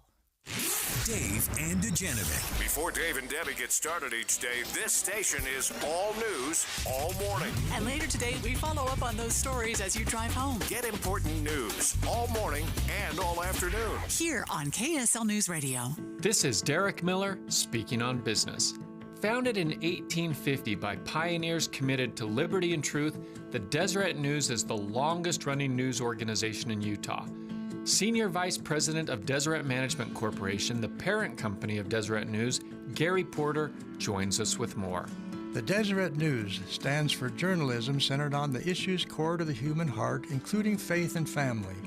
While the Deseret News has perpetually evolved to meet the demands of its audience, such as reimagining print offerings and launching an acclaimed magazine, it remains committed to timeless ideals. Though independent in its editorial decisions, the Deseret News values are rooted in the teachings espoused by its owner, the Church of Jesus Christ of Latter-day Saints. The Deseret News stands for truth and light, and as Utah's oldest business, it takes seriously the role of building people and communities. Our CEO, Keith B. McMullen, said it this way: our purpose is not only to inform, but also to lift and influence men and women, boys and girls, who involve themselves in the products and services that we render. We do that with honesty, integrity, and an eye toward helping people live their best lives. The Deseret News aims to elevate understanding, challenge assumptions, and illuminate context from its heritage of faith, family, and the fundamental values that build strong societies. I'm Derek Miller with the Salt Lake Chamber, speaking on business. Finding great candidates to hire can be like, well, trying to find a needle in a haystack, but not with ZipRecruiter. Its powerful technology actively finds and invites qualified candidates to apply to your job. So while other companies might deliver a lot of hay, ZipRecruiter finds you the needle in the haystack. See why 4 out of 5 employers who post a job on ZipRecruiter get a quality candidate within the first day. Try ZipRecruiter for free at ZipRecruiter.com/free. That's ZipRecruiter.com/free. Higher taxes, soaring inflation, record low interest rates, and the skyrocketing cost of healthcare. The list goes on. Retiring successfully today is a lot more complicated than ever before. Learn how you can tackle the biggest challenges that you'll face in retirement today. Don't miss a special edition of Retirement Solutions Radio. It's this Saturday afternoon at 3 o'clock, right here on KSL News Radio 1027. Dave and Dujanovic. I hope our listeners take away lots of information, but also a new way of looking at a topic. Ideas, their thoughts, the things they thought they knew. I hope that gets challenged when they listen to us. I've had listeners stop me at the grocery store and ask me, what is your show about? And I'll tell them our show is anything from politics to your pocketbook. Listen for Dave and Dujanovic 9 to noon on KSL News Radio. With the 3 things you need to know this hour, I'm Dan Bomas. First, the Department of Education is faulting Utah's largest school district for failing to conduct investigations of incidents of sexual harassment and assault. Second, Congressman Burgess Owens is among those asking why the government hadn't been friendlier to a merger between Spirit Airlines and JetBlue. Third, demonstrators trying to stop the huge inflow of migrants into New York City. Right now, 64 degrees and cloudy in Salt Lake City. And back to Dave and Dujanovic on KSL News Radio. Dave and Dujanovic. With the United Auto Workers threatening to send more of their workers home, or at least to the picket line, if the big three don't bend by this Friday. Of course, that's a story we've been tracking, we'll continue to track right here at KSL News Radio. But the fear is for a lot of people who are looking for a new car, including my co-host Dave Noriega, that supply will get shorter and shorter, and also it will become more and more expensive to buy a new car. So you're trying to can we get you into a shiny new set of wheels by Saturday, Dave? What's it going to take to get you into this car? And the average cost is $49,000 per year. There's only one car right now. I saw this in the Wall Street Journal. The big headline was, "Never been a worse time to buy cars." They only found one new car that was under $20,000. Every other new car was over $20,000. You know, if you look back just a few years, there were more than a dozen cars that were under $20,000, brand new. Right now, it's the Mitsubishi Mirage hatchback. Not the car that you're looking for. Dave's looking to buy an EV, a Chevy Bolt. Heather Kelly, who hosts a podcast right here at KSL called Money Making Sense. You also hear her doing our traffic. You do a fabulous job at both. When we last spoke to you about a half an hour ago, you left us with a bit of a cliffhanger. You have a long list of things not to do when you're negotiating to buy a new car. And the one tip that you gave Dave that I thought was excellent is don't tell them if you're going to, when you go to the car dealer, don't say if you're going to finance it or if you're going to pay cash. Because if you say I'm going to finance it, they may try to twist your arm into, tacking on more and more like options and different fees, because it just feels like with the payment spread out over 4 or 5 or 6 years, it feels a little bit, maybe more manageable. But Dave's got a whole lot of other questions, and I know you got a lot of other tips. Okay, so first of all, we're not telling them whether or not we're cashing it or financing it. We're going to make sure we look over the contract for all the fees that are appropriate. What else? One thing you'll want to do is actually go to either your bank or credit union and find out how much you do qualify for a car payment, because a car dealership, financing through the car dealership, they usually have slightly higher rates. Like if the rate right now for financing a car is at 6.5% through your bank, the car dealership, one that may be a little bit shady, could be charging 6.75 or even 7%. So it's going to be slightly higher. Also, before you even get to the car dealer, write them all in person, or actually email them and say, hey, I'm looking at this car, which you say is on your lot right now. What is your out the door price? And by law, that car dealer must respond to you in writing with what their out the door price is, with any fees that are associated. And you can print that out and take it down, because what happens a lot of times is you get down there, or if you just call and say, hey, what's the price on this car? And they say, hey, come on down. And then all of a sudden that price changes. But if they already have it in writing, you can show them, hey, you told me this car on the lot as it is, out the door without any added fees, is X amount. That sounds amazing. Because I think that's one of my biggest frustrations, and is I want whatever the bad news is, tell me the bad news, and then I can make the decision. But if you start tacking stuff on, it just gets worse and worse and worse, and you're down the road, you feel like you've just wasted time. I really like the in writing part of that, Heather, for folks like Dave who are out shopping for a car, because the excitement can take over, the new car smell, you want that in your life. And if you have it in writing, when you go in, what they told you. And so you're not upcharged, and it's not a big mystery. What other tips do you have for Dave? Well, even once you have that price in writing and you go to the dealer and you set up a time with them for a test drive, once you have that price, do the test drive and go home. Do not start negotiating right then and there, because your emotion, just like Debbie said, your emotions are running high. That smell of new car is in your nose, and you will be like, oh, sure, tack on whatever you want because you just want this car. You have to go home and let the emotions settle. And you just tell the salesman, like, oh, great, thanks. I got to go home. Just make sure this will work in my finances. Doesn't matter how you want to pay for it. Just tell him I need to make sure this works in my finances, and you walk away. Can I ask you about trade-ins? Do you know anything about like trading in vehicles? I'm not as great with that one, but I do know that they will mark down how much that car you might get online selling as a private seller, because they then are going to turn around and sell it, and they need to make a profit on it. Right. So you might be, it depends on how old your car is, what the demand is, things like that. But you may be better off just outright buying your new car and then selling your old one on, as a private seller, because chances are you'll get a better deal. Not all the time. And if you don't want to, if it's just too much trouble, then do the trade-in, but just know you might not get as much as you think it's worth. What about shopping interest rates?